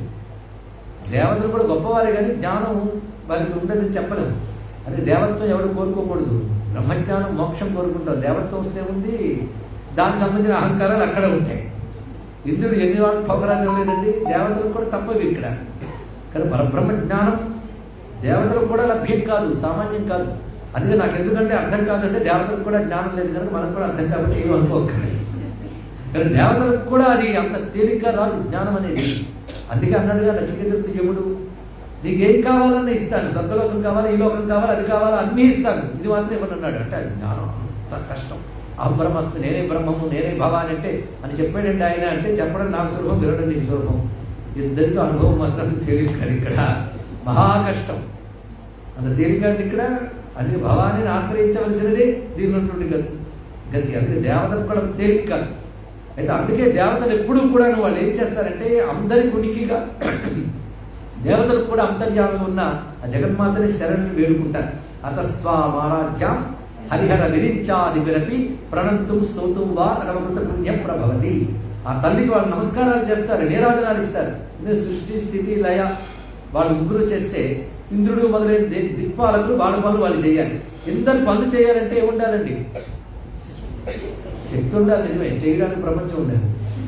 కానీ ప్రపంచంతో పనిచేసే వాళ్ళే కదా దేవతలందరూ. కానీ మోక్షస్థితిలో ప్రపంచం లేదు కదా, ప్రపంచోపశమం శాంతం. ఈ దేవతల పనంతా ఏమిటి? ప్రపంచంతో. భవానీ తత్వం తెలిసిన వాడు అమ్మవారి సాయుధ్యాన్ని పొందిపోయాడు, నిజ సాయుధ్య పదవి. ఇంకా వాడికి ప్రపంచం లేదు. ప్రపంచం లేనప్పుడు ప్రపంచాన్ని పనులు పెట్టుకున్న దేవతలు ఏం చేస్తారు? వాళ్ళు ఎప్పుడు అమ్మవారికి నీరాజనం ఇస్తూ ఉంటారు. ఇక్కడ వీడేమయ్యాడు? అమ్మవారిని ఐక్యమైపోయాడు కనుక వాళ్ళు అమ్మవారికి ఇచ్చే నీరాజులన్నీ వాడికి కూడా చెందుతున్నాయన్నారు. ఇక్కడ దీని అర్థం ప్రపంచానికి అతీతమైన స్థితిని పొందుతాడని అర్థం. ఒక పిల్లవాడు అమ్మవారి దగ్గరికి వెళ్ళాడు. వెళ్ళినప్పుడు రేపు పిల్లవాడు అమ్మవారు ఎవరనుకున్నావు? జగదీశ్వరి, నువ్వు రావడానికి వీలు లేదు, ఆవిడ జగత్తుని పాలిస్తుంది, నీకేం జ్ఞానం ఉంది అన్నా. ఆవిడ పిల్లాడు అన్నాడు, జ్ఞానం అక్కర్లేదు, ఆవిడ మా అమ్మని తెలుసు నాకు అన్నాడు. అంతే కదండి. తల్లి కలెక్టరే ఉన్నది, కొడుకు తల్లిని కలవడానికి వెళ్ళాడు. అపాయింట్మెంట్ ఉందా అని అడిగారు అక్కడ వాళ్ళు. లేదండి. అయితే ఇది వీలు లేదన్నారు. మా అమ్మని లేదు, 5 లోపలికి వెళ్ళింది. వాడికి అర్హత ఏమిటి? వాడి కలెక్టర్ అంటే ఏంటో తెలియదు, ఐఏఎస్ అంటే ఏంటో తెలియదు, కలెక్టర్ ఇంపార్టెన్స్ తెలియదు, ఏమీ తెలియదు. కానీ ఒక్కటి తెలుసు, మా అమ్మని తెలుసు. అలాగే మనకు అమ్మవారి తత్వం తెలియకపోయినా మా అమ్మ అనే ప్రేమ ఉంటే చాలు. అప్పుడు పిల్లవాడు పాక్కుంటూ ఒక పెద్ద సీట్లో ఉన్న మహారాణి దగ్గరికి వెళ్ళి వాడు ఎత్తుకుని ఒళ్ళు పెట్టు. అలా అమ్మవారు వాడిని ఒళ్ళు పెట్టుకున్నారు. భక్తుని పెట్టుకోగానే అమ్మవారికి దండం పెట్టే వాళ్ళందరూ ఎవరు దండం పెడుతున్నారు?